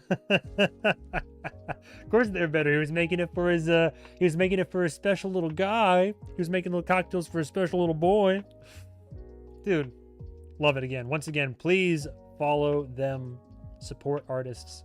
Now, let's see why are those not loading? Now let's see AMC. What AMC merch store has the Vampire Lestat merch? They have the fan art section. Let's see those cowards incorporate some of the the more risque stuff. Because where's they did put a fan art section, didn't they? I still need a fucking I've been meaning to buy a tour shirt for forever. Still $55 for a shot glass set is fucking highway rob. Like, for a shirt, I've paid $50 for a concert t-shirt before, but 60, I mean, I'm sure after shipping it's going to be 60, 70 bucks. So like $70 for 4 shot glasses is insane. But that being said, I know the money's going to, well, hopefully a good cause. Tour collection. Where's the artist section? Didn't they? Lestat. Bestsellers and fan favorites. Wait, did they not do I thought they had the fan art section now. Where'd it go? Apparel? All products? Maybe it'd be under all products. Did they shut it down? Did it sell out?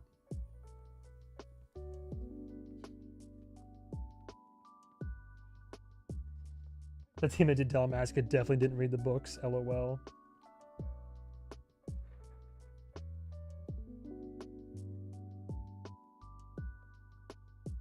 They're crazy for the shot glasses. San Fran crew neck for you. Oh, yeah? Wait, in here or somewhere else? Hang on, wait. Vampire Lestat merch, fan art merch, maybe, I think. Hello? Oh yeah. Oh, can you put the crock pot onto warm instead of low? It should be good. And if you want to like get some for food, go for it. Fan art collection page. Okay, here we go. So it is still available and up.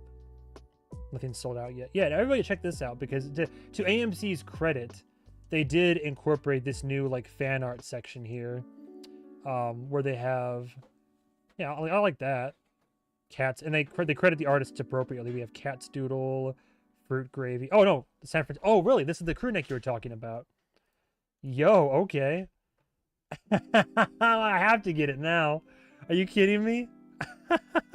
San Francisco. Damn. That's funny. 40 bucks for a crew neck's not terrible either. Okay, actually, well, damn. I might actually get that one. I own the night. Louis in the fucking machete, cigarette, wife beater drip. Or tank top, sorry. Yes, made for you. Honestly, San Francisco.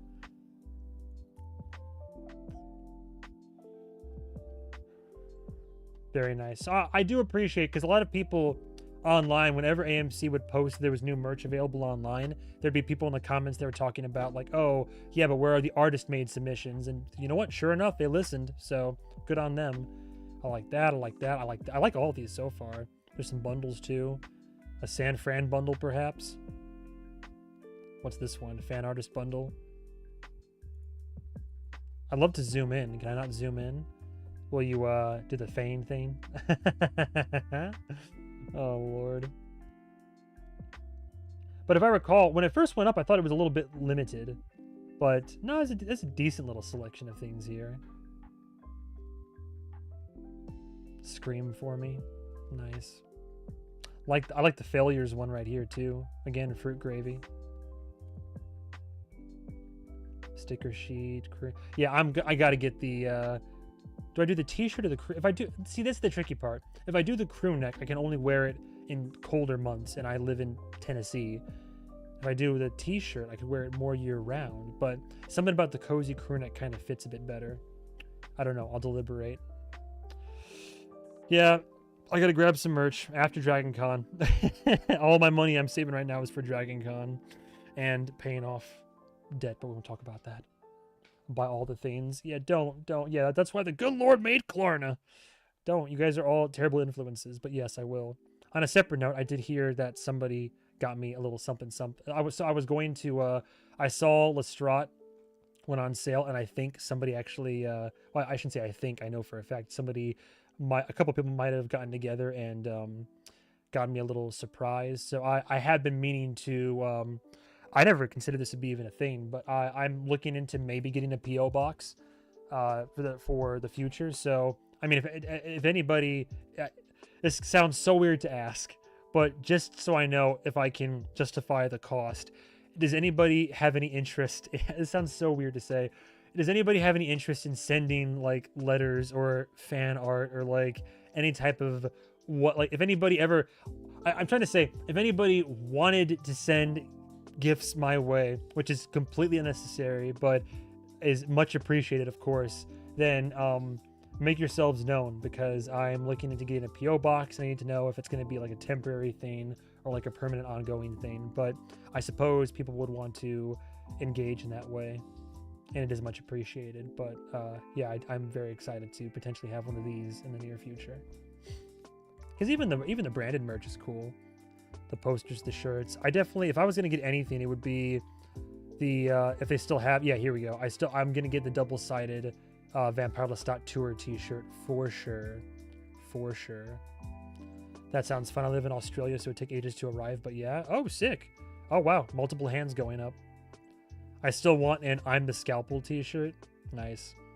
I don't think I have enough people on my channel right now, because a majority of the views I get, I have like, you know, over 11k subscribers now, but I'm very well aware that like view count is not consistent over all the videos, so I don't know if I like how popular that makes me online. Not very much, but all that to say, at some point I would love to do merch as well. I know that right now, as Darkwave watches more Vampire Lestat, she has ideas for, because she also is an artist, and she has, like, if you haven't followed her yet,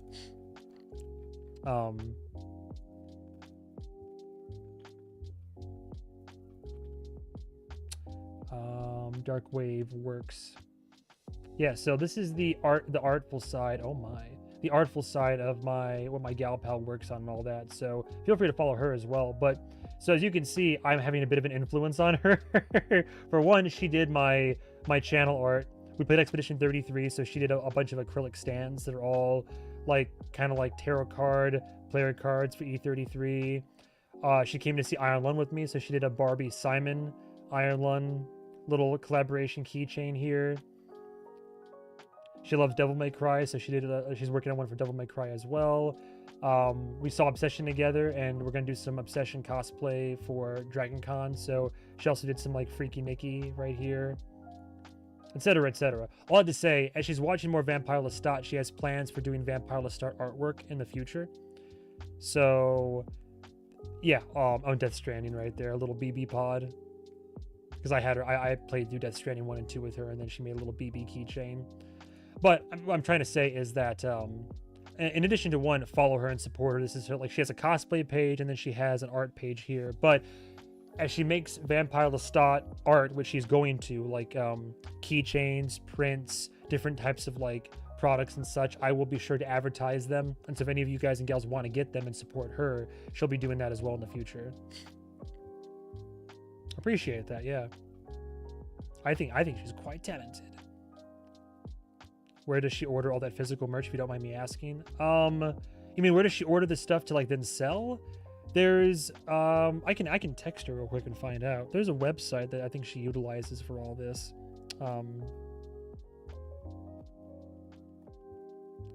What website do you use to order stuff like merch that you end up selling online and at cons? There we go. But yeah, I'll definitely advertise. So she's going to be doing Vampire Lestat, an interview with the vampire themed art in the near future, and I will definitely let everybody know when she does that. Let me check and make sure I do. The only thing that Caster Labs doesn't let me know about are donations. So I'm just making sure to scroll back and make sure I don't want to miss any donos. They usually stand out pretty well. I don't think I've missed any others since the last one, so that's good. Okay, cool. Do advertise, so cool. Where does she order all the physical merch, if you don't mind me asking? Yeah, no, for sure. She goes through Vograce? What the hell's that? Vograce? Oh, there you go. This is what she uses. Vograce. She does this for all her orders, like bulk, whenever she's ordering in bulk for different products and items and all that. So, if you're looking to expanding your product line and all that, yeah, she did do this really. I don't know if it's on her page or not, but she did a Has-Been Hotel acrylic stand of Adam that I liked a lot. Oh yeah, I love this. I bought one of these from her. I love this one. Nifty the Atom Slayer. I would say spoilers, but I mean, it's been out for a minute. But yeah, it's a little with Nifty on top of Adam. And then the little hand dagger, it's like, and a little stabby. I like that one a lot. It's a good one. But yeah, so also does acrylic standees, of course. I like this one too. She did one with Adam where it was like in her style, but Adam with the under the mask and with the mask still kind of on. And then I told her, like, well, you did one for him, you gotta do one for Loot. And so then she did one for Loot as well. But yeah, love it when she takes like these different IPs and properties and does them in her art style. Plenty of Sonic content for my fellow autistic individuals as well. It's not offensive because I'm also on the spectrum. I have to be. There's no shot I'm not. She loves Spider-Verse as well. Anyway, getting off topic a little bit, but yeah. So, oh, but she recently found Lolly Poppins. Oh, I don't know if that's a better one or not, but she also uses Lolly Poppins. Okay, so she has been using Vograce, but she also found Lolly Poppins here. keychains, standees, pins, badges, stickers, home and living, etc., etc. Cool. Cool. Yeah, step tap. I agree, Julia. I need the Failures vinyl. They have to put it, like, they have to do it, right? If they put out the one promo vinyl and it's such a, like, they have to know, like, the fact that the season focuses so heavily, the fact that Failures literally is a 50 plus 100, however much it was, I forget, like album pressing, there has to be like, and it'll be a collector's edition, I'm sure, that'll be like $100 or something, and you know what, I'm gonna buy it. But there has to be a vinyl set for it, 100%. But yeah, I'll 100% advertise on her behalf because I'll probably be buying the merch myself. But in terms of the actual merch that's on here right now, look at the Gremlin. I will be getting the tour t-shirt. Would I be buying anything else though?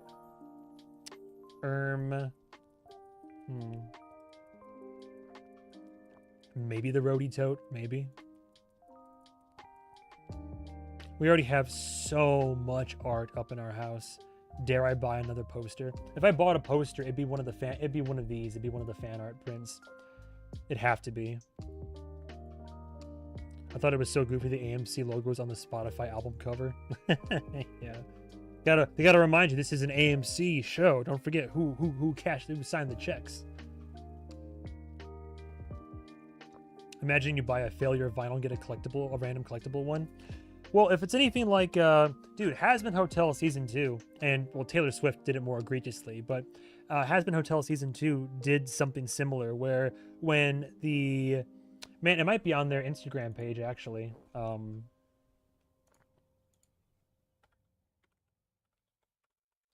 What is it? Hell of a Hazbin, isn't that it? Hellaverse, that's what it was. When they first announced the, look, they even did it again. I forgot to mention, they already released a Season 1 and Season 2 vinyl. And then, like, the show's not over yet, and they're like, get the Season 1 and 2 Deluxe Edition. And what's worse is I collect the Hazbin Hotel cards, for better or for worse. I literally have, oh boy. I have, like, I don't know if there's enough light to see this or not.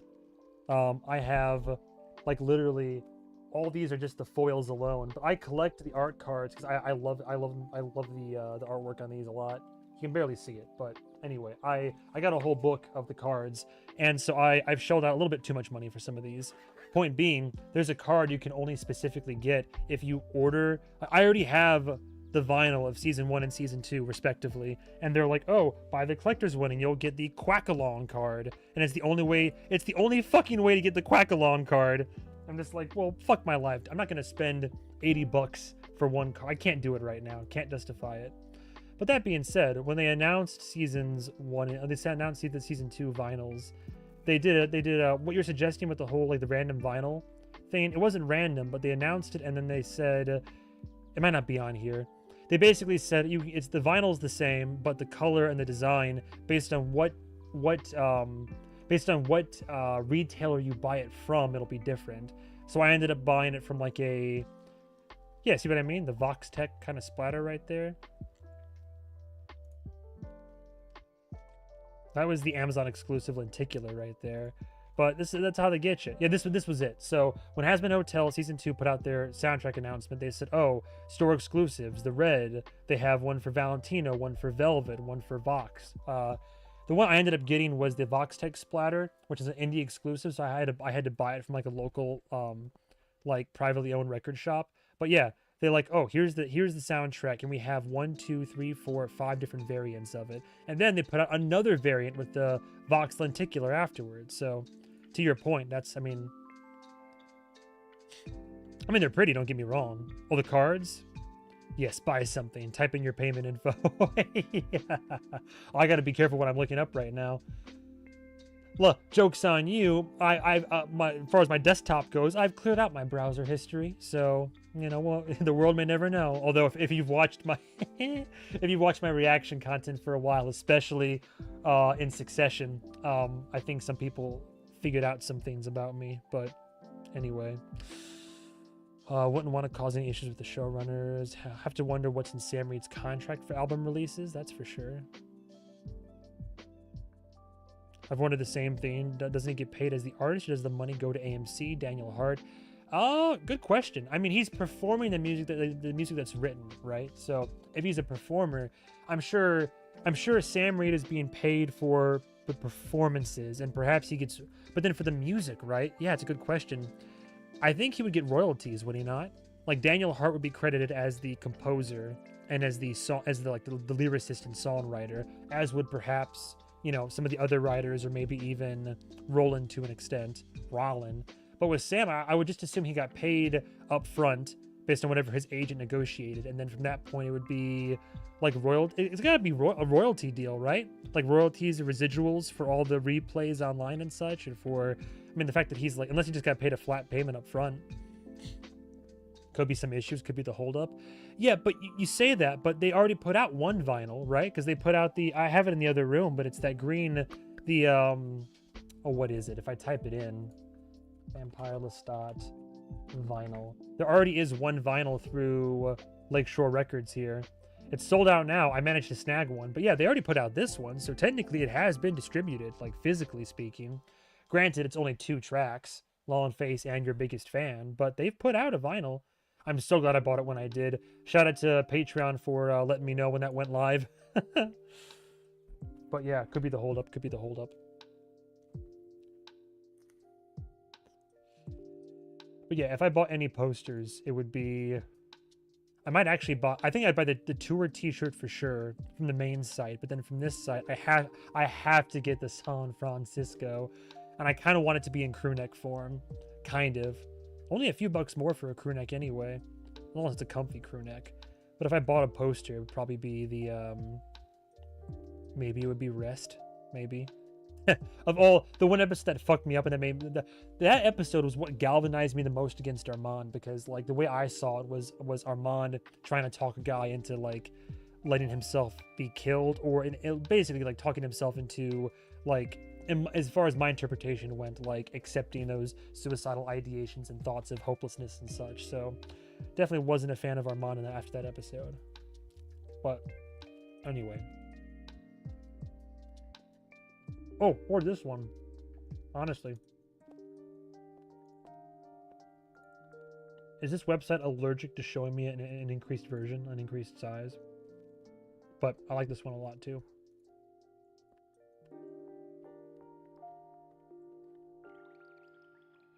Oh, did I say the wrong name? My bad. Yeah, Daniel.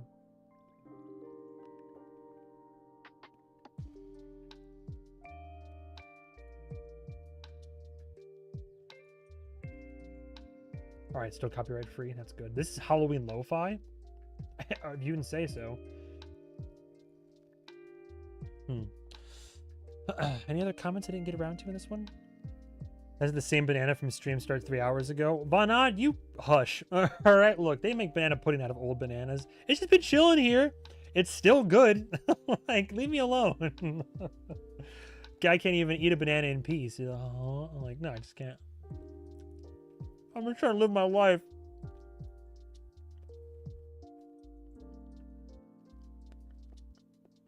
Oh, I appreciate that. Maggie says it isn't... Oh, sorry. Impolite.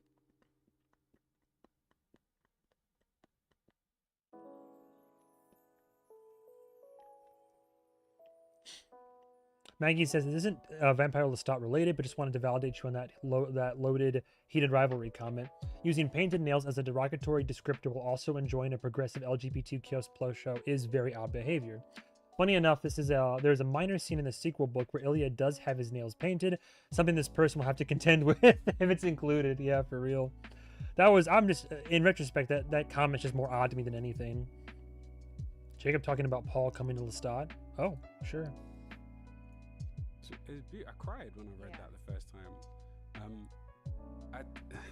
One of the things that gets leveled at Louis is that he's never told Lestat that he loves him, but Paul is the last person Louis said "I love you" to, and he took his own life immediately after, and Louis feels a sense of responsibility for that.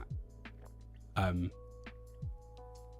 so I think for Paul to be the one that sort of offers that to Lestat in the way of saying, you are loved, you're capable of love, you are lovable in some way, because I know he loves you, I know it, is a really, really important interconnected moment. That's the way that Louis is gonna be able to tell Lestat that he loves him in so many words. I think I cried when I read that the first time. Yeah, and the Reddit post I think also delved into that a little bit, or somebody's comment. He stopped masticating just to read it. Remind me again. Look, I'm not ashamed to look up a word I forget about. Masticating definition. What is that again?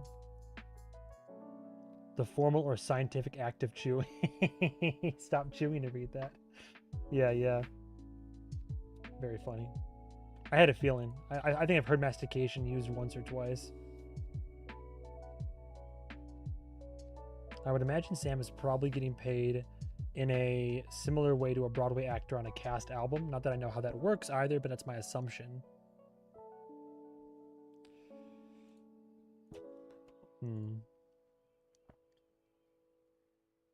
You should watch that Collider interview. He did 2 for them. Oh, there's how long are the interviews? I'm not sure if I have time to go into them right now, but I can like look up for the future. So bright.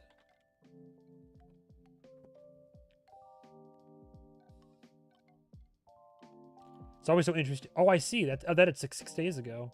Oh, 28 minutes. I should bookmark that. Like I ever look at my watch later list. It's always curious to see what YouTube recommends to me. And sure enough, Queen of the Damned. First words on season 4. Anything else Vampire Lestat related? The Best of Better Call Saul. I have been on a Chris Hansen kick as of late. Very excited for prime time. Drag Queen reacts to interview with a vampire? Oh, that could be a fun one. Oh, okay. Siri, play Toxic by Britney Spears. Yeah.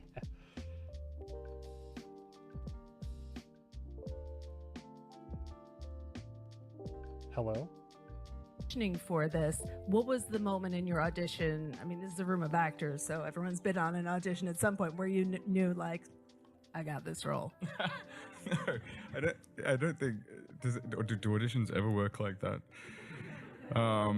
Like, you know, it was so weird. We did it during COVID, so it was. I never met a single person in the flesh until I arrived in New Orleans. They hadn't even seen me in person ever. I remember Roland Jones calling me at 4 o'clock in the morning because I was in Australia. Calling me at 4 o'clock in the morning. I was like, "How tall are you?" Have a good night, Carrie. Thanks for stopping by. And I was like so terrified to answer because I was like, oh my God, you know, whatever.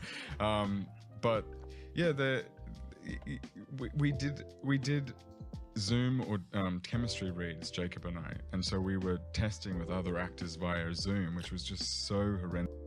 Sorry, shit. You were auditioning for Zoom or chemistry reads, Jacob and I. And so we were testing with other actors via Zoom, which was just so horrendously weird for getting a chemistry reading. It was lag and it was but Roland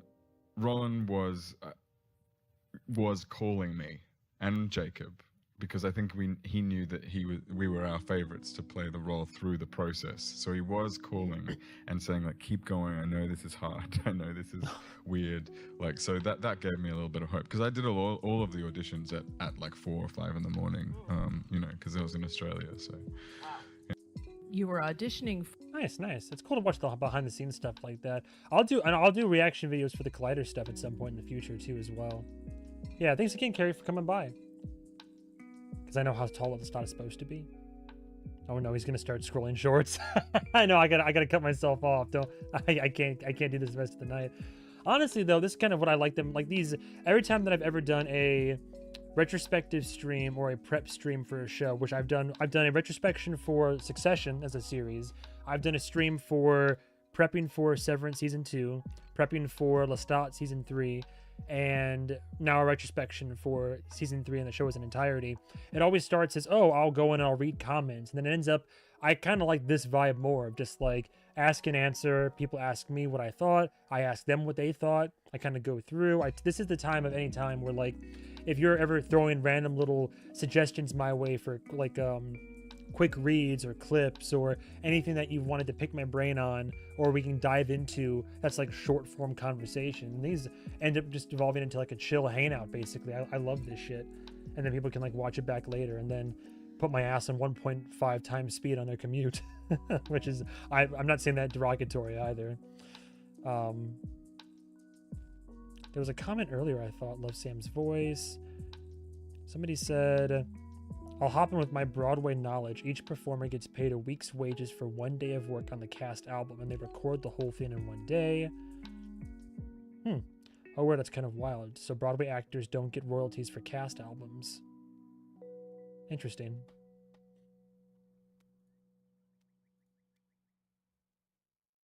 I really like that dissection here on Reddit. That was, again, shout out to interview vampire by Do Kale. It makes sense you're a top 1% poster. That's like crazy work. Oh, excuse me. Valerie says, Armand isn't really a mastermind in my opinion. He's just very innovative, or evil, and good at improvisation. I think he likes to keep a lot of little contingencies in place, so he always has an escape route. He's not thinking 5 steps ahead, but he has 5 different options for his next step that he's readied ahead of time. Imagine for a moment you are 500 years old, recently single, and not sure what to do next with your eternal life. Why not take a little time to find someone who looks just like your ex's daughter and introduce them? She'd be so useful for driving him crazy, or maybe you could lure him back to you somehow. Worst case scenario, you can always kill her just to hurt him. A very useful tool. Ooh, Lord. Hippocratic says, not a mastermind, just innovative, evil, and good at plotting options ahead of time and improvisation. Me thinks we have different definitions of a mastermind in this context. In chess, a chess mastermind is one who has planned for every contingency, 5 steps ahead for 5 options. I think that's Armand, but I think he made a mistake. You come at the best, you better finish the job. Lestat is the chess mastermind, and any chess master can lose one game when they aren't paying attention or are very overconfident. Yeah, no, Lestat wasn't paying attention on the park bench. Armand better be planning a contingency for Lestat's comeback because he doesn't stand a chance against Lestat. If Lestat decides to take vengeance, in my opinion, one does not mess with the Brat Prince unless they are overconfident. Maybe this does suggest that he isn't a mastermind after all, because surely he knows there will be repercussions, and rightfully so, unless that's what he wants.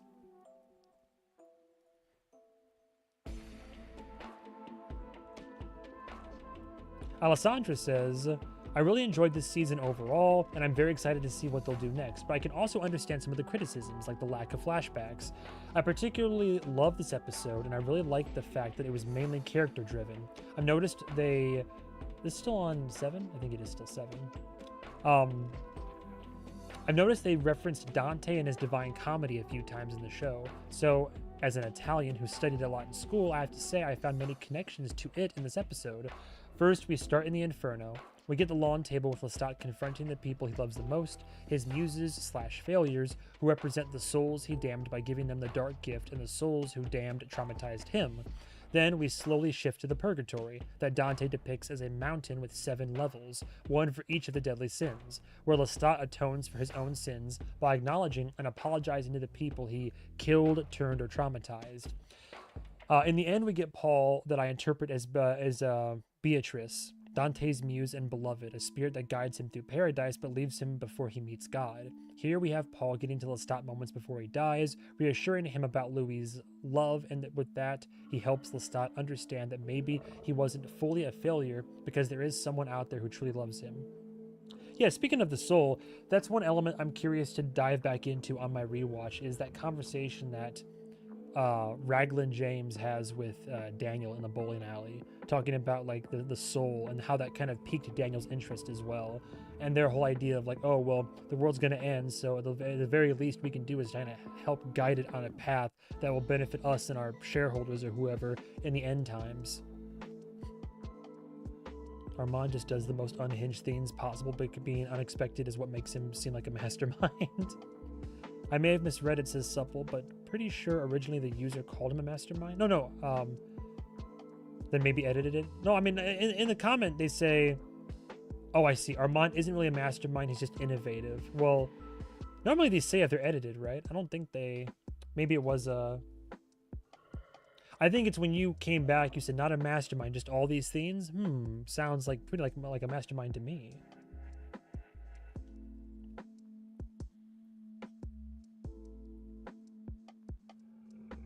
Yella says it's all over now. It's all ogre now.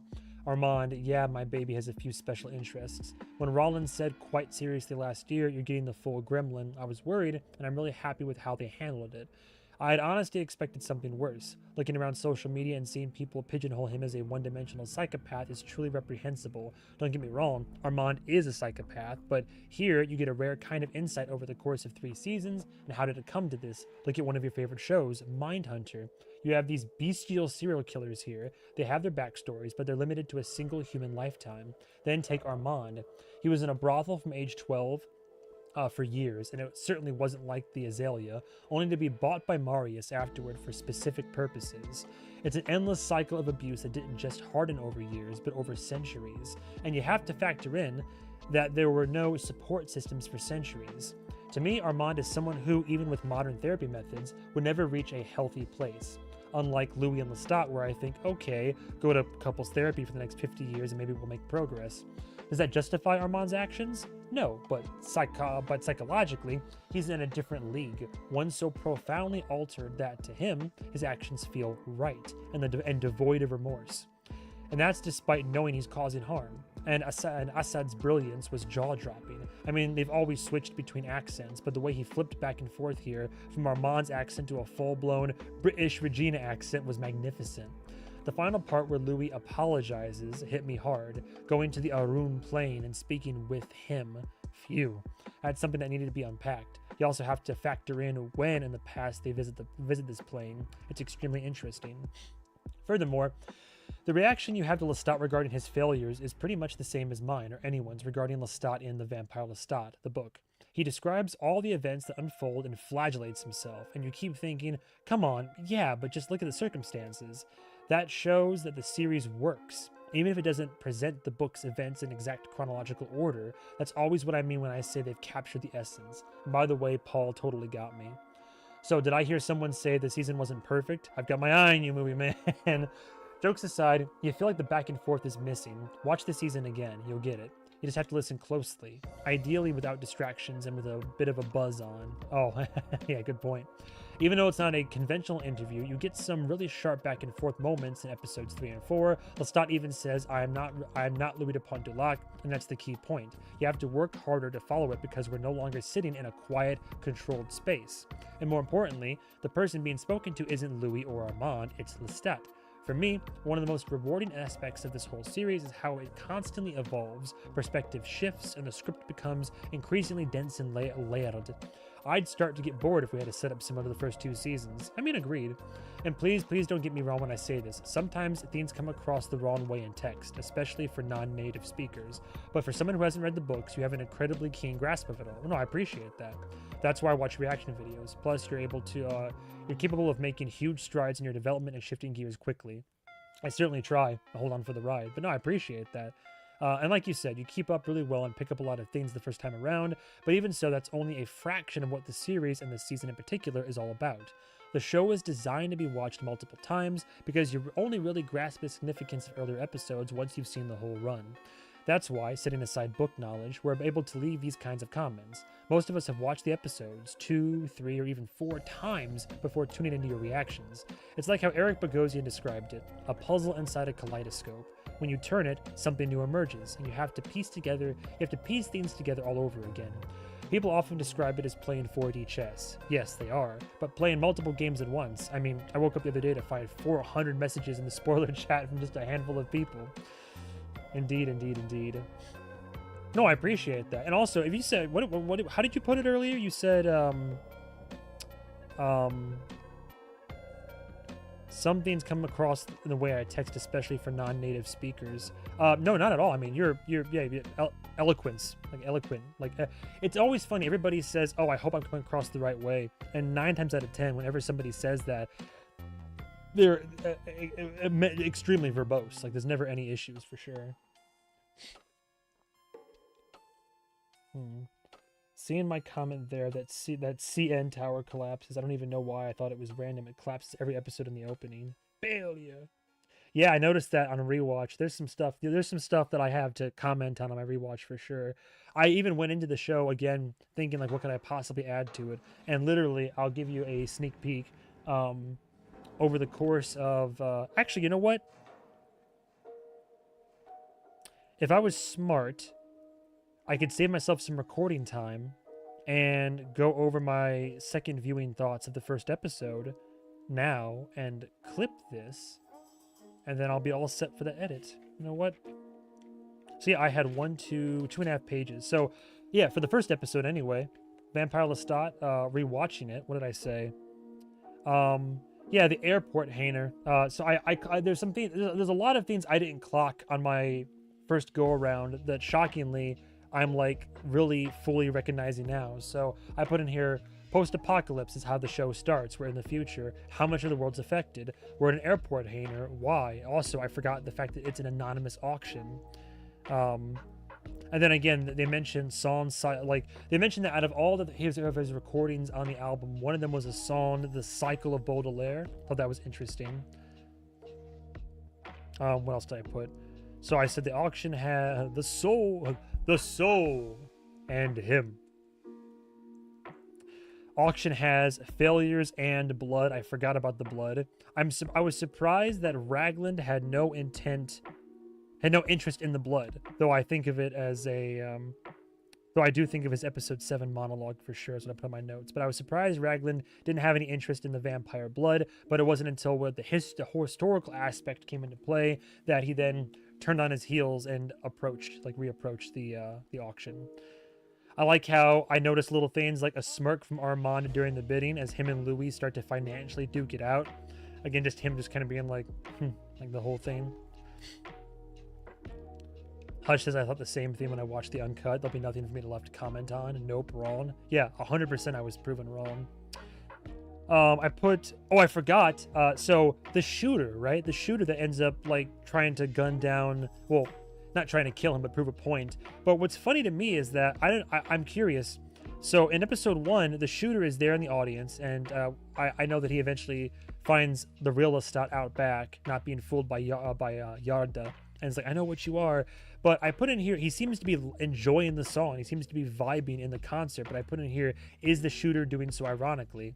I still love the editing style.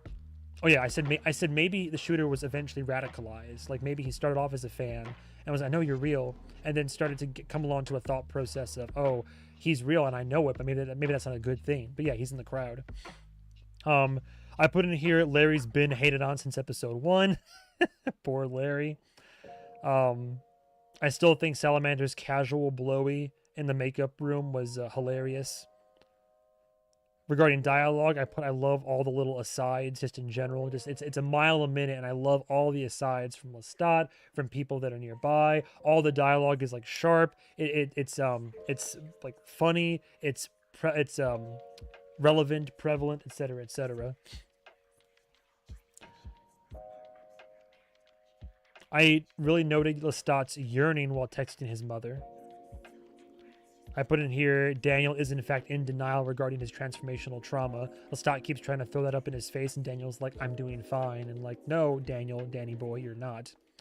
I said, funny, when pressed for an interview, Lestat starts waxing philosophically. Yeah, perhaps another part of his defense mechanism. But yeah, whenever when he finally comes in and Daniel's like, oh, the Contessa, and like he's doing the whole back and forth, every time that like Daniel really puts the screws in and tries to press him for an interview, Lestat's like, but what is the world? And world drawn to their phones and the ideas of humanity in the crowds. Like, again, like what seems like obfuscation that he eventually wraps back around to a overarching point and then like delves into it all. What else did I put? Funny how he only met the band out of drunken rage. That's pretty funny, yeah. After the book came out, then he got drunk and started like criticizing it, and then he only got worked up enough to like go over and say something, do something. Hush says TC taking off her shirt and walking around with nothing on top was in the uncut during Salamander's BJ. Oh, was it really? Oh, I didn't notice that. In the same scene? I'd go look at it right now, but for obvious reasons, I don't believe that I can. Daniel's arc from... I put in here Daniel's arc from season 1 into the beginning of season 3 is interesting. Episode 1. Oh, his arc. Oh yeah, just his arc in terms of how he's an interviewer at the beginning versus how he's approaching interviewing. Oh yeah, he's because he has the master class and all that, but he's at a point in his life where he's like, hey, you know, he knows that he has some talent and skill and all that, but he's pretty much like, I'm at the end of my life. I'm here just to do this, to give an interview. So be it. We'll see what comes of it. And then by the end of it, I just want to live. But it'd be cool if I had a book too. And then by the beginning of season 3, Daniel's temperament is very much in line with, instead, he's like, oh, I'm gonna take this shit to Cannes. It's gonna be hot. It's gonna be hot stuff. It's gonna be the best documentary this side of the Mississippi and all this. Like, he's like really gassing himself up, which could again be just him kind of putting out a defense against Lestat's poking and some proddings, and he's trying to like project confidence. But curious to see his arc, and I'm sure his vampirism probably has ties into that a little bit. I put in here that in episode 1, make more, funny enough, came from the telepathic vamps, because I thought the make more mantra was what they wrote in the song and something maybe Gabrielle then like latched onto and helped to perpetuate. But I didn't realize that hearing all the vampire monologues, one of the things you heard from one of the vampires that liked the music was them saying make more, and I never realized that the inception of it wasn't the song they wrote in the studio, but it was in fact other vampires, the general expressed sentiment.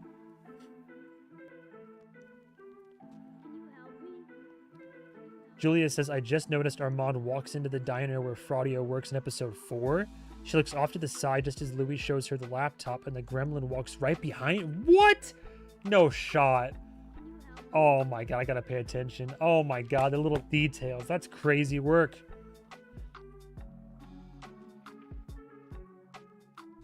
Oh yeah, I put in here that when Russ shows back up, Lawn Face really stuck with him. Yeah, really stuck with him, huh? LOL.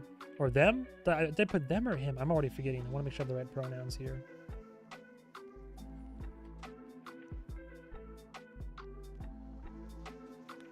Daniel becomes more of a director this season, not a journalist, following his maker's career path. Oh, indeed.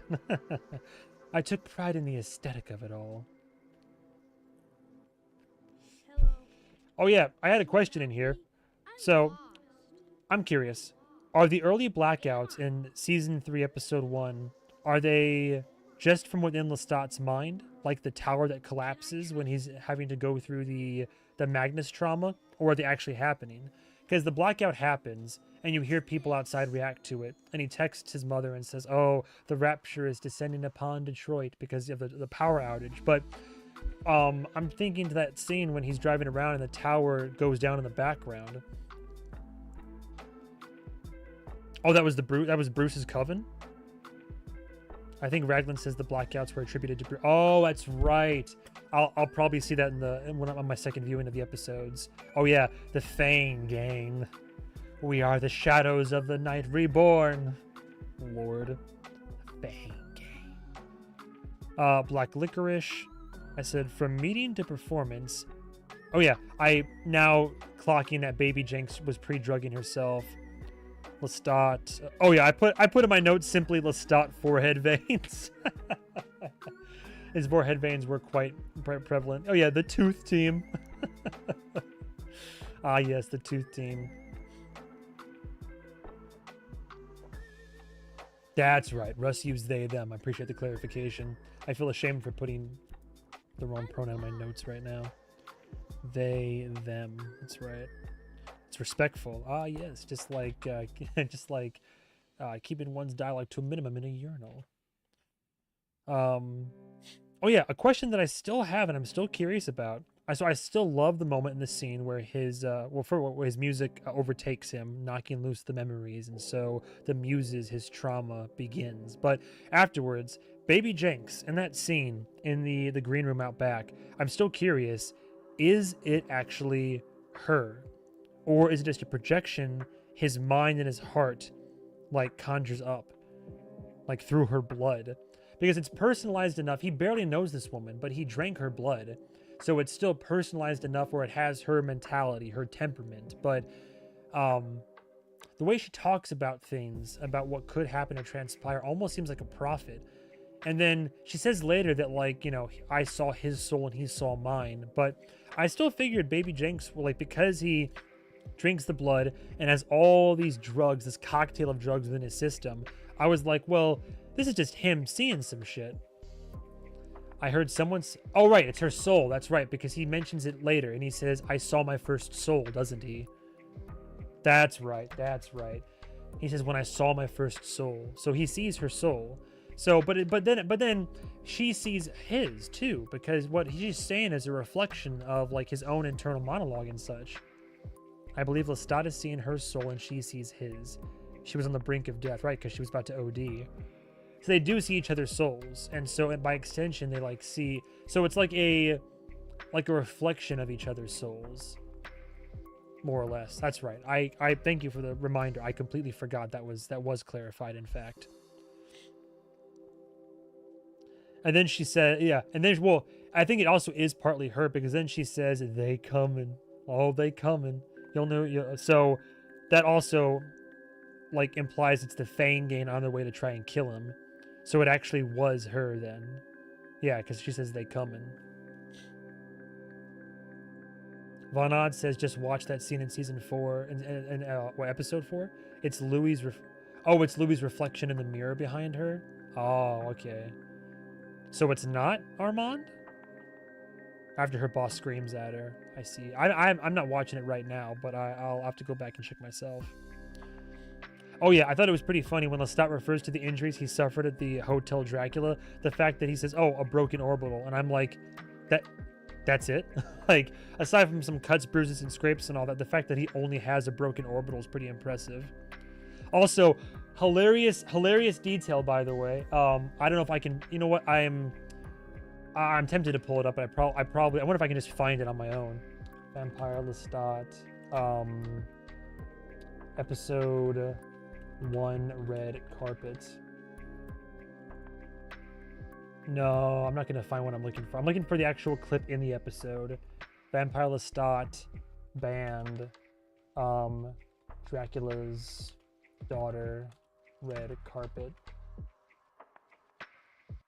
Oh, there it is. Okay, yeah, this is what I saw. So rewatching it, I never realized that behind him. So I didn't realize that they were doing the red carpet outside of Dracula's daughter. So the DD is already for Dracula's daughter, but I like how the corporation that Louis has the hotel under is Immortal Properties. Forgive me, I didn't realize this obvious thing ahead of time, but that's just so funny to me. Immortal Properties, so on the nose. Anyway, continuing. What else did I have? Broken orbital. I'm surprised it's the only damage that he really suffered. Dracula's daughter.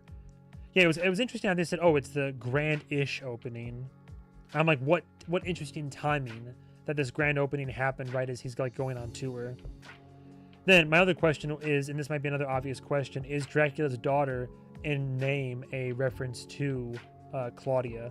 Like, does he would he think of her as the daughter of Dracula?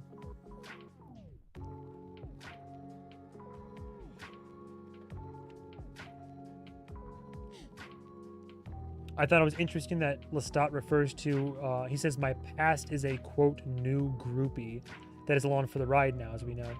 I put in here, Fangane's plot to kill him. I put Fangane's plot to kill him, Team Armand rejoice. I like how they also point out the fact, and I didn't even clock it when he said it. He says we have our own farm under the floorboards, and indeed they did. I wonder if Lestat realizes in that moment what they mean when they say we have a farm. Oh, Dracula's Daughter is a film from 1936? Really? Oh shit! Wow. Dracula's Daughter. Although Count Dracula was destroyed by Van Helsing, who is now being tried for his murder, Dracula's daughter, the Countess Maria Zaleska, is still alive, and her father's death has brought her no closer to eradicating her vampiric thirst for blood. When attempts to free herself of the disease fail, she turns to psychiatrist Dr. Garth for assistance, but soon finds herself struggling with a desire to make him one of the undead as well. 1936. I'd watch it. Nice.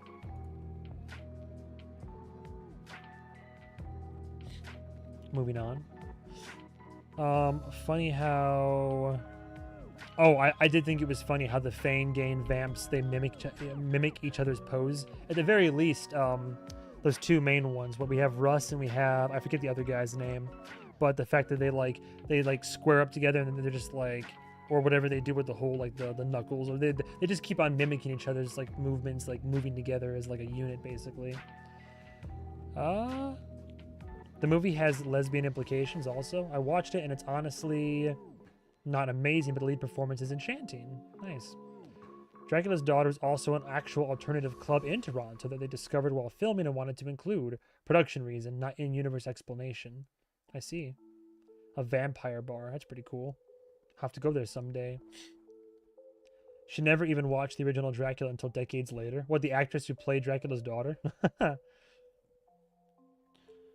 Moving on. I put in here. So, blood poisoning. Something. This is what kind of threw me for a loop here. So, the blood poisoning, right? Baby Jenks takes a cocktail of drugs. Lestat drinks her blood. Gets supremely fucked up. But now, during the OD, they mentioned Fareed gave Jinx a cocktail that while she's still, high out of her gourd, it kind of brings her back down. And Lestat is like, I assume they also give Lestat attention and care, but he's a powerful vampire, and he seems severely more fucked up than she is, even after. So I'm wondering, like, did Fareed not give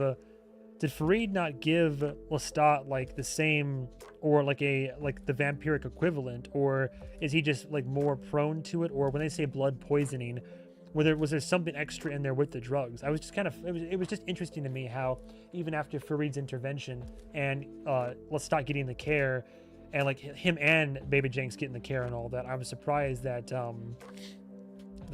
he was still so affected. Basically, it was just like, what? Blood poisoning, something extra. Oh, I put in here once again, I love the music in the entire Fane Gain, Dracula's Daughter hallway fight sequence.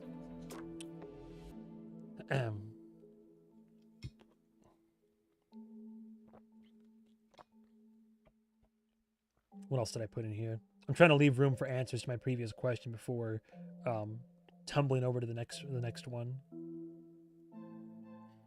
How long have we been live? 3 hours? Almost 4 hours? I won't go too crazy for the stream today, but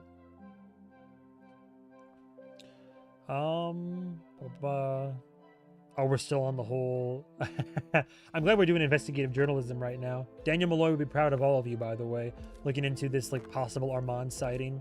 It'd be pretty crazy, right? Wait, what? Hang on, there's actually something about this? I can't tell if it's how legit it is.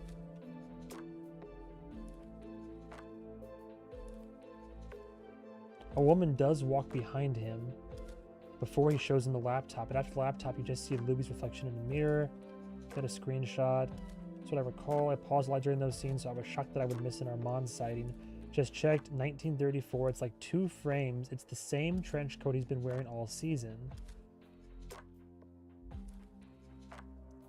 The OST is coming out on the weekend, I believe. Oh, nice. Oh, maybe, you know what?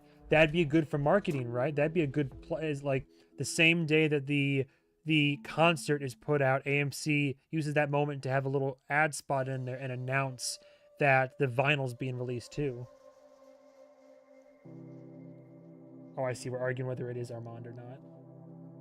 Well, anyway, if anybody has answers for that blood cocktail thing, I'd appreciate it. My last notes for episode 1 were on a rewatch were very notable. The Jinx kiss of death, Fane Gain, or gives him a kiss of death essentially. I'm getting married in a week. I'll never forget you. Fane Gain quoting the great laws, because of course they are. And then interesting, like Lestat said, I let it define me for a time, the wolf killer moniker. Funny, in retrospect, I think the Fane Gain, I already said this earlier. In retrospect, I think the Fane Gain would have killed him, all things considered. I like the reference to the auction and the auction purchase as well. Lestat once again addressing whoever it is that bought the failures collection and the music box set and all this. I like how he says, "As you decant my blood," because you would be assuming that whoever's rich enough is either going to drink the blood because they're crazy, or it's probably a vampire, probably someone like Louis or Armand. Lady Greensleeve says, I believe it was stated as a blood transfusion cocktail. Right. That's what I'm saying, though. If that, so probably just to compensate for almost being drained. Right, okay, so they gave her a blood transfusion, but I'm just curious, though, because the drugs were in her system, and she, drugs were in her system, and then then Lestat drinks Jank's blood, and then, he gets that, the high from he's on a plethora of whatever was in her system. So then she gets the blood transfusion. Well, I guess you know what? Okay, it makes sense now. It makes sense. I see. It makes a lot more sense. So he drains her blood that had the drugs in it. She gets the blood transfusion. So she has mostly new blood. Still some stuff in her system, but all the stuff that was in her system is now in Lestat, and he can't really get a transfusion. So he just has to kind of ride that way. Okay. He has to ride it out. That makes more sense. Now I put it all together. Thank you.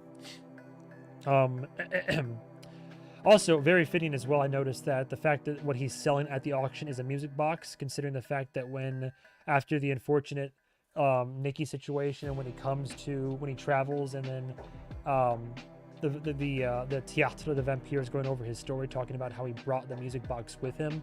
It's funny how the music box comes up again all these years later as what he chooses to kind of house all these parts of what he's selling at the auction. I said I still love the hilarity of old vampires versus technology. Still funny. Boomer vamps on the tablets and whatnot.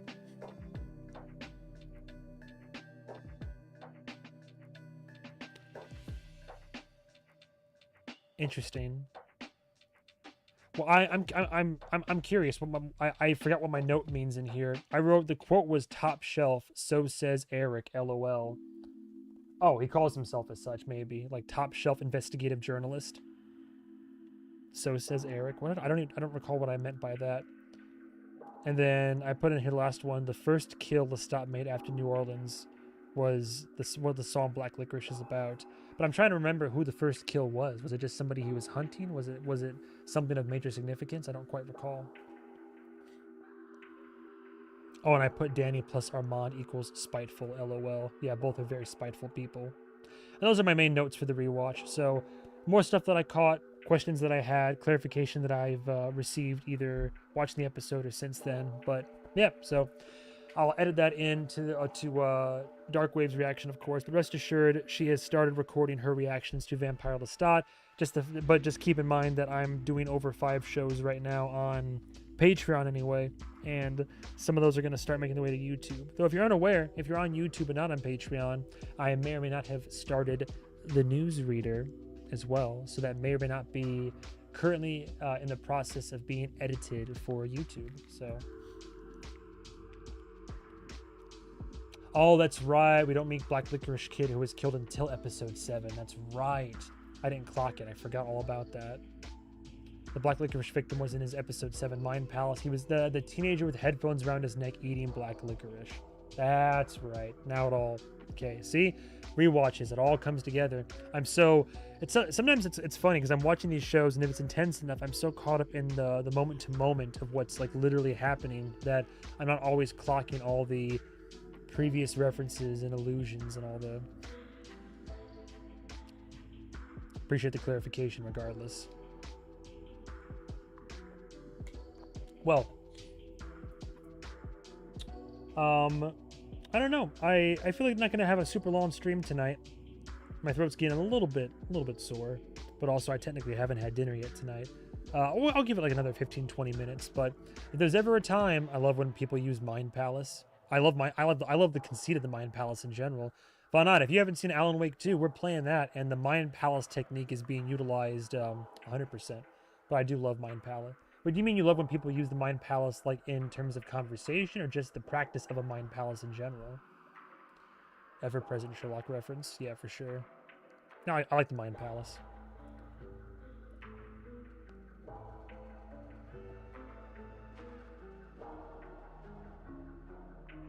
Wait, hang on.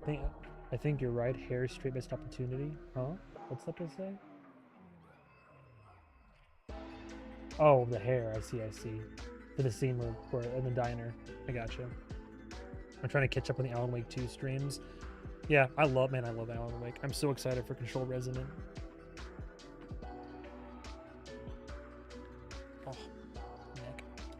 Oh, neck. I suppose, if we're still talking like retrospection and all that, are there any other questions people have for me about the show or the season, or like questions for me as a non-book reader or anything like that? I'd be curious. I'm excited for what's to come, and rest assured, I have plenty of content on the way regarding Interview with the Vampire. But I'll watch those Collider interviews for sure. I honestly have a Patreon group message full of different suggestions that I do want to get through. So different interviews, YouTube. We're all hoping for a blooper reel in the near future. This Sunday, this Sunday. So like 6 days away, right? 5 or 6 days at this point. They're gonna release on AMC Plus the full concert, which I might do a fun little Patreon stream for that. It could be a fun little funsies, little fun time. I'll do it so everybody can access it too. I'll have to get a copy of Interview with the Vampire. Get some food, sir. I will eventually. I will do a read through of the book. I doubt that I'm gonna read the whole thing in just one go, but I will do streams after my vacation, probably like around, especially the holiday season, like October through December. It'll fit for the spooky season. Did Armand tell the truth about what? What does that even? What the fuck does that even mean? Eyes 4-hour-old banana. You don't say. You know what? Still good. Still good. Still, unironically, if anything, it tastes better. Yeah. What? Genuine question. When we say what did Armand tell the truth? Like what? Tell the truth about what? Like what he, like in general, or what's the, or do we mean like the? I'm genuinely trying to think like about like his love, the trial. It's not avocado. That's very true. Although I've definitely risked it for some avocado before. I have no fucking idea what he told the truth about. That's what I'm saying, dude. I hate the scent. I love how literally it was my favorite moment from episode 1 of the new season, because literally it's how I felt. Like him just being like, well, mainly him being like, Jesus fucking Christ, the ridiculousness of it. But in that moment, he's like, Armand told the truth. Have you met him? What does that even mean? Like,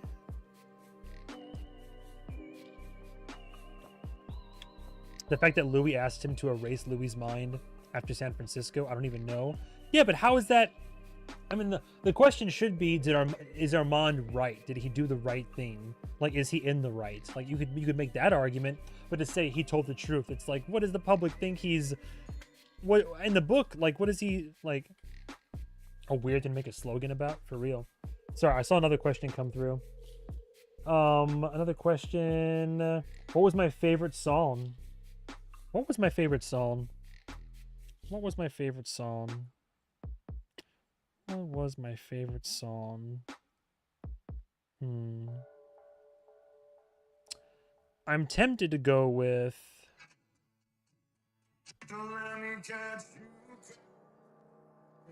This is the one I have unironically sung the most very loudly in my car whenever I have those moments where it's like, maybe I can kind of sing and I can match pitch.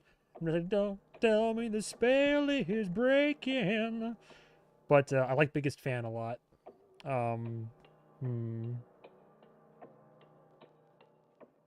Big Boss is kind of fun.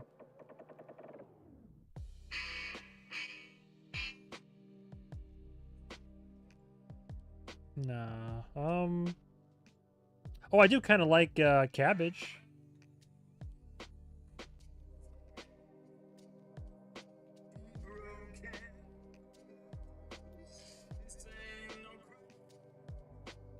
I like Cabbage. Oh, you know what? I do. Look, Stained Glass Eyes is beautiful and all, but I have been also singing Show Me That Brew. What?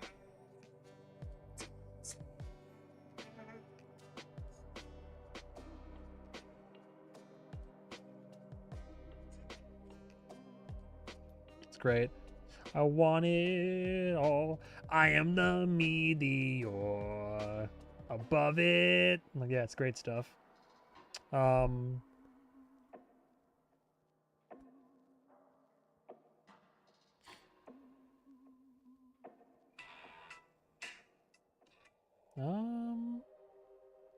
okay, so yeah, I think top 3, right off the cuff. I do like the violin though, and the man, toughy. I'd say big in no particular order. Biggest fan, Black Licorice.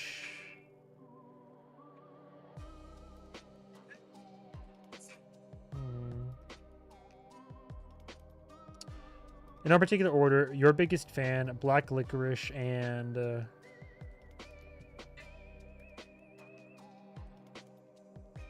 I'm kind of tied between Stained Glass Eyes and Brutal Love, but I really do like Brutal Love. So maybe I had to say Brutal Love, Black Licorice, and your biggest fan. If I had to take a pick right now, I think so. I like them all, but if I had to pick, no, Loneliness. Loneliness is good. Don't get me wrong. You can't fuck away the loneliness. Like, sure. Like a vampire. Oh, you know what? Yeah, because then the... Don't want it away. Don't bury those feelings. I'm sorry. Don't worship that. You know what? Loneliness is in there. Curse you, Supple. Curse you. Yeah. Anyway, with any other questions? I think I saw a couple more up there. There was one I don't want to skip over. It was asking me as a non-book reader about something. What does it even mean? And no, he just put the Fred Steins in there. Curious about your non-book reader predictions regarding Akasha's motivations and goals. I mean, I think that boils simply down to she is someone who was trying to become way back in the day was probably her own person and trying to be perhaps a lead. I mean, if she's the Queen of the Damned and she's the origin point, I'd be curious to learn about how that. Like, I love to see flashbacks with like seeing her, like how that all came up. But if I had to guess, just based on what little I know about, Marius over here, what have you done? Like the whole. She is someone who has been kept down by the patriarch for centuries, and probably even before she was literally like turned to stone and all this. I don't know how or when any of that happened, but she's probably somebody who's just like it's kind of the ideology of that when she comes back, it's going to be that pure, unadulterated, that feminine rage I love to see depicted in media, of the rage of the all-encompassing rage that represents all of women in society who have been repressed or have had to be repressed, but have been oppressed, and in this case, literally kept and literally locked in a basement for years and years. Oh, this is the longest I've ever looked at Marius's face. I forgot the face is right there. Yeah. Oh, the playlist is over. That's fine. What have you done? Whoops. Yeah, I forget he's right up there. I always forget what I put on there. No, but I'm trying to say. I mean, it just seems like she's probably been definitely jaded, and rightfully so, that she feels just very strongly about men in society in the world, and especially the creatures of the night, and the men vampires that have done this to her and all this. That's the other thing. Marius is a vampire, isn't he? Am I crazy? I never really saw the him go full vamp mode or anything like that. But oh, battery's dead. Fuck. Well, shit. Yeah, no, don't the question was asked. I'm just giving. Anyway, I'm just giving my non-book reader thoughts.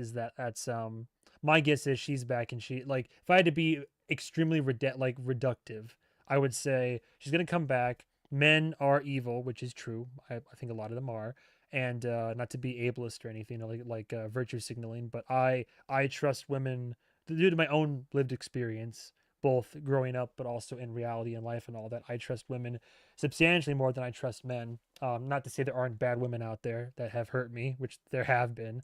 Men and women have also hurt me, but anyway, the sentiment of like men bad, men are evil, like overall is like, I mean, that is, yeah, it's yeah. So just gonna come back and like, oh well, they're the problem, and I say down with them. The rise of the matriarchy, and I'll be free. Men are who imprisoned me and who've held me back all these years, at least most of them. So we're gonna take back the night, and it'll be death of the Y chromosome. We're gonna convert the planet into vampires, and it'll be a matriarchy. It'll be all women ruling the world, and then there'll be peace on Earth or some shit like that. YouTube comments will respond. I'll let them. I mean I'll try not to. I usually catch the spoilery ones before it's too late. Has it occurred to anyone else the most valuable thing in the auction is not the recordings, but but Lestat's blood? I mean, I mean, yeah, I literally had the same thought when I'm rewatching episode one. Like that's like that. I put the note in there. I didn't expound upon it too much, but the note that I put was like, yeah, it's like it's the blood of Akasha. It's powerful blood that runs within his veins. So it makes sense why somebody might want that. Which is, I was also surprised why Raglan and Talamasca wouldn't want it. Have I already said which episode from this season was my favorite? Um, hmm. I'm partial to one, but that being said, I love the finale, the lawn table, especially after reading that dissertation. Hmm. I suppose.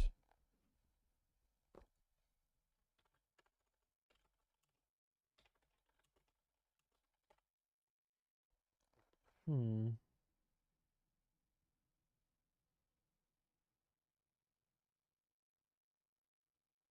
I did like Montreal a lot with the seance and him and Louis, like Louis and Lestat, like back together a little bit and trying to be amiable again. I guess my three favorite episodes were probably, I just love the way the season opens. I thought Detroit was very like effective and enjoyable and interesting and engaging. Not to like, I don't want to like shit on Toledo or Toronto. They're both very important. Man, every episode has its like importance to it. New York for Akasha, Toledo for Leon Core household, Toronto for Nikki, for the birth of our Nikki. But yeah, 1 and 7 are really great. It's hard to pick favorites. It really is. Never really a weak episode necessarily, at least not in my opinion. Um,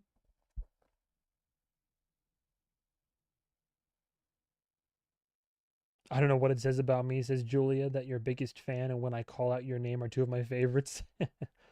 Loneliness, they're all banners. Butterscotch bitch, loneliness, brutal love. I want it. I want it all. I am the meteor. Above it. I actually really liked Le Petit Goût. Love them all. Addictive Songs. What do I think about Akasha? I mean, I love her. I like her character a lot. Like, I think that the performance was striking. I think that, I mean, I'm a fan of movies and TV shows that give me a put upon woman that is then freed from her shackles and then just goes to town. I'm a fan of that. Send Help earlier in the year, that new Sam Raimi film. I really enjoyed that, and it's one of the, I love those movies that are the whole good for her, like the whole that whole genre of film where it's like Midsommar or whatever. It was just like, you know what, good for her. Like I like that shit. All right, because I think that again, it sounds like I'm virtue signaling or that I'm being uh something to that degree, but I genuinely, I mean, I think that there's inequality in the sexes in society, and I genuinely think that women get the shaft, not in that way, but like more often than not. So it's kind of it always feels good to watch like a woman on screen get her own, or like Revenge. That's so the Substance director, the Substance movies director Coralie Faget, the French director. Before that, she made Revenge. It's another really good one where it's like good for her. Although she really has to fight for it in that one. That one's turns into a bloody mess. Not that Substance doesn't, but anyway. No, I like Akasha. I think the actress is doing a fantastic job. The performance was great. I think the fact that she has only like really one big scene in one episode, but she's this impactful and already this loved. I find her insanely interesting, and I just want more. I want to learn more about her motivations, what's going to drive her. I mean, clearly you can make out a lot of that, but I just want more. I like the character. I think that the idea of like the whole chicken and the egg conversation, the fact that she is that conversation of like what came first, if she's the queen of the damned and she's the one who like the inception point, how did she become that? Is there divine ordainment? Is it supernatural? Was it an affliction of the blood? The show treats vampirism more often than not as like a disease, like a blood curse, like it's something in the blood. You give it, you get it, and then for better, and then for a lot of people, it's a curse. So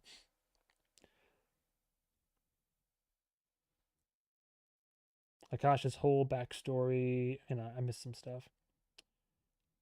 Marius is Armand's maker, so yes, a vampire. Yeah, it's right. That's right. Sorry, I, I again, like it's my late night brain not braining right now.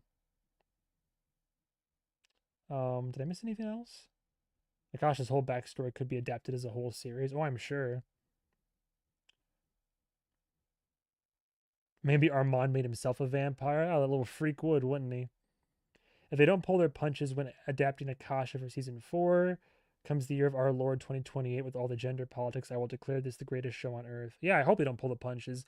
You know the show's doing the right thing if people online get wind of it and call it woke.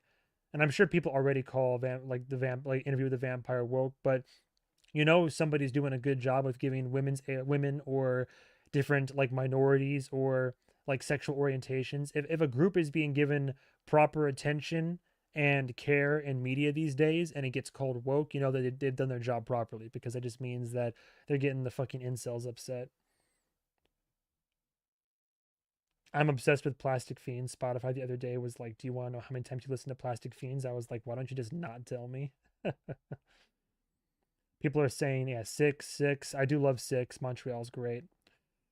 Six, 3, 6, and 7. I think I rewatched one the most, then 6. Also, is Lestat doing the auction because he's broke? He does mention in episode 1 that IMF froze his bank accounts. You think he's getting like, you think he would, I don't know if desperation is the name of the game right now, because he has enough where he could have sold both lots at the auction and he burns the raw recordings and then only is willing to sell the vinyls. I'm more curious like how there's so many people that are interested, like how he gets such international acclaim that there's a bunch of different folks at this auction willing to spend that kind of scratch on his work.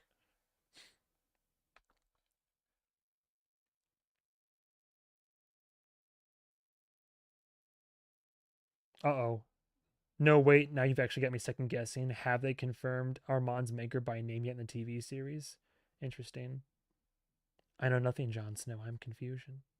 Don't know if anybody already told you this, but both Sam and Jacob have worked with Sheila, a team on other projects. Sam's known for her for like 9. Oh yeah, right. Because in one of the I saw behind the scenes thing somewhere where he was talking about how it was the Comic-Con thing, right? Or maybe I'm mistaken, but yeah, there was a relationship there. I just found out that Sheila team can sing. Oh yeah, I heard her. I have the answer.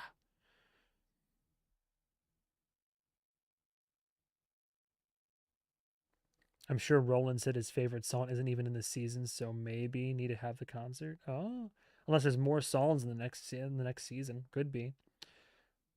We still don't know if Lestat actually performs the concert or not at the end of the season.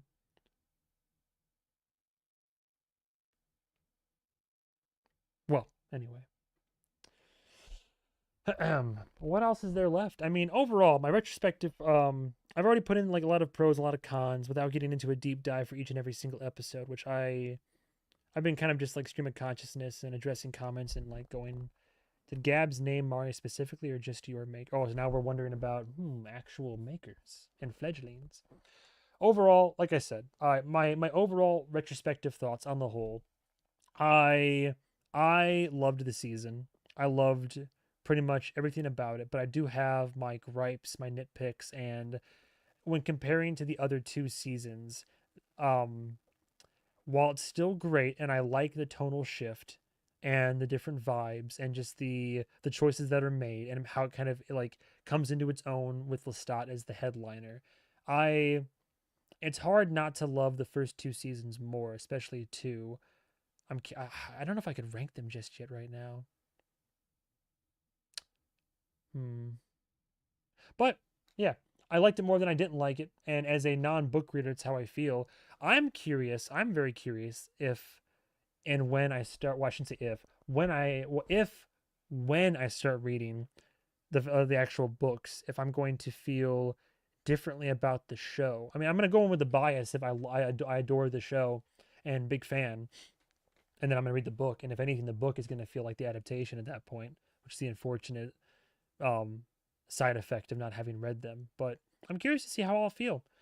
I know there's similarities and differences and all that, but I'm very curious how that's going to go. But yeah, so look forward to that. Like I said, much more content in the future. I will be doing streams after my vacation, probably toward the tail end of this year is when I'll start them. I'll do streams for both Twitch and YouTube, and I'm sure YouTube is where most of the crowd will be showing up. But yeah, um, in this order, we have this Sunday, we have the release of the New York concert in real life. So I'll probably do a fun little Patreon stream for that and watch that. I'll upload this current stream to Patreon for anybody who missed it on YouTube or Twitch, and I'll upload that Patreon stream.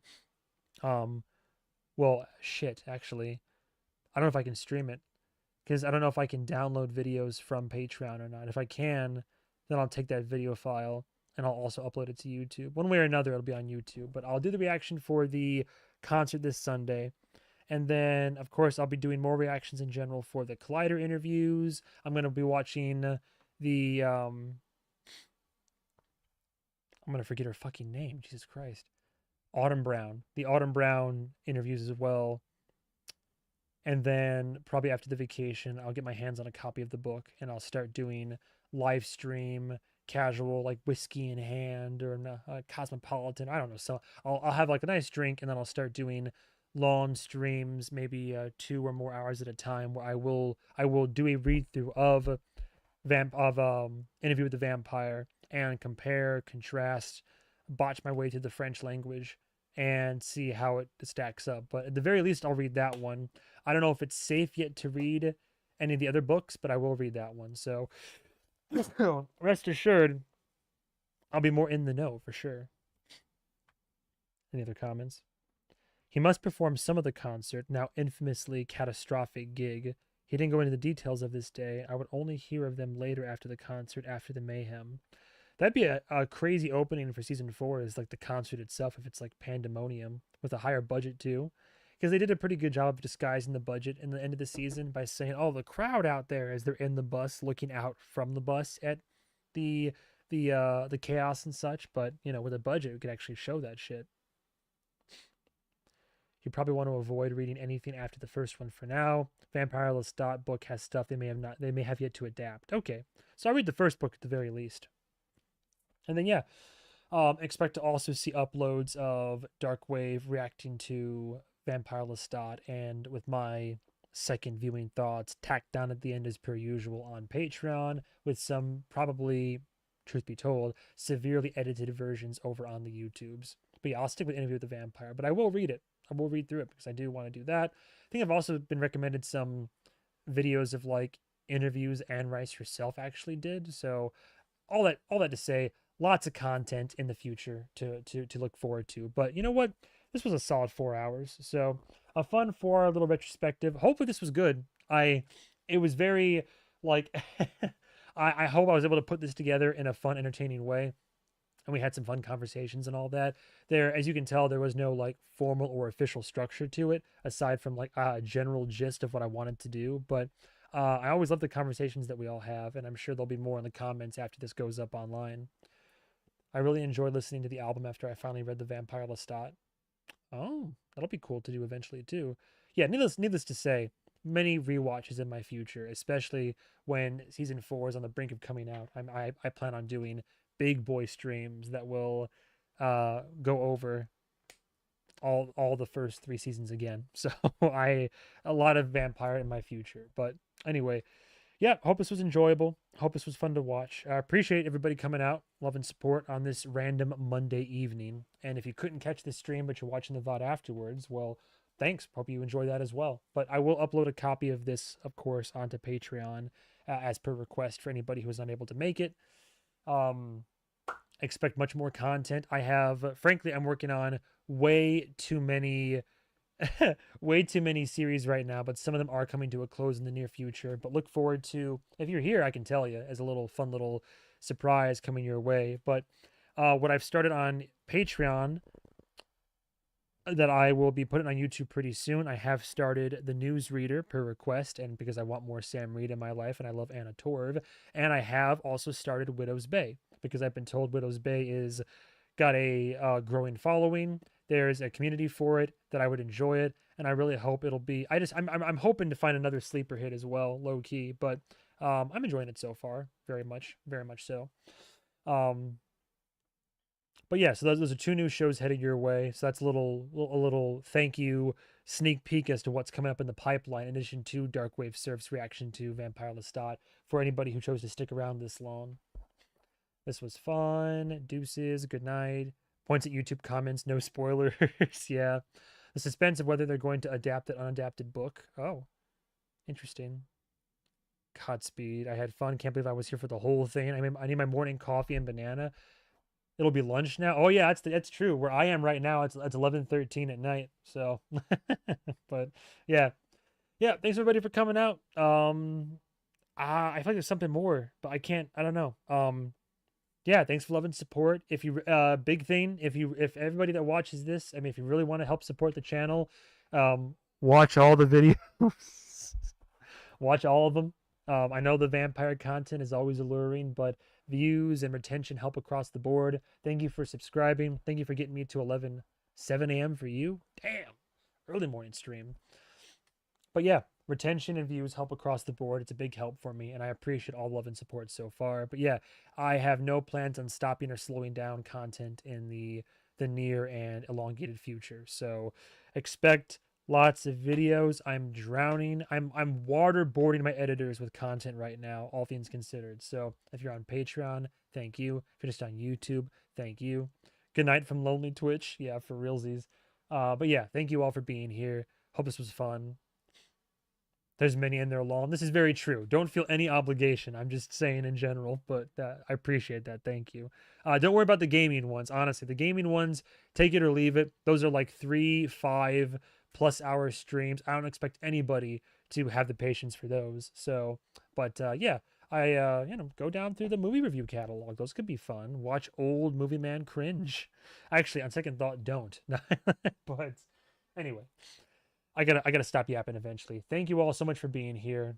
I'm glad that you guys, plus poor frowny pouty Daniel and Marius, were able to, what have you done? We're able to all keep me company tonight. So I'm very tired. I'm gonna get hydrated. I'm gonna have a little bit of dinner, and I'll see you guys next episode or whatever I do. That's gonna be Vampire Lestat interview with a vampire related.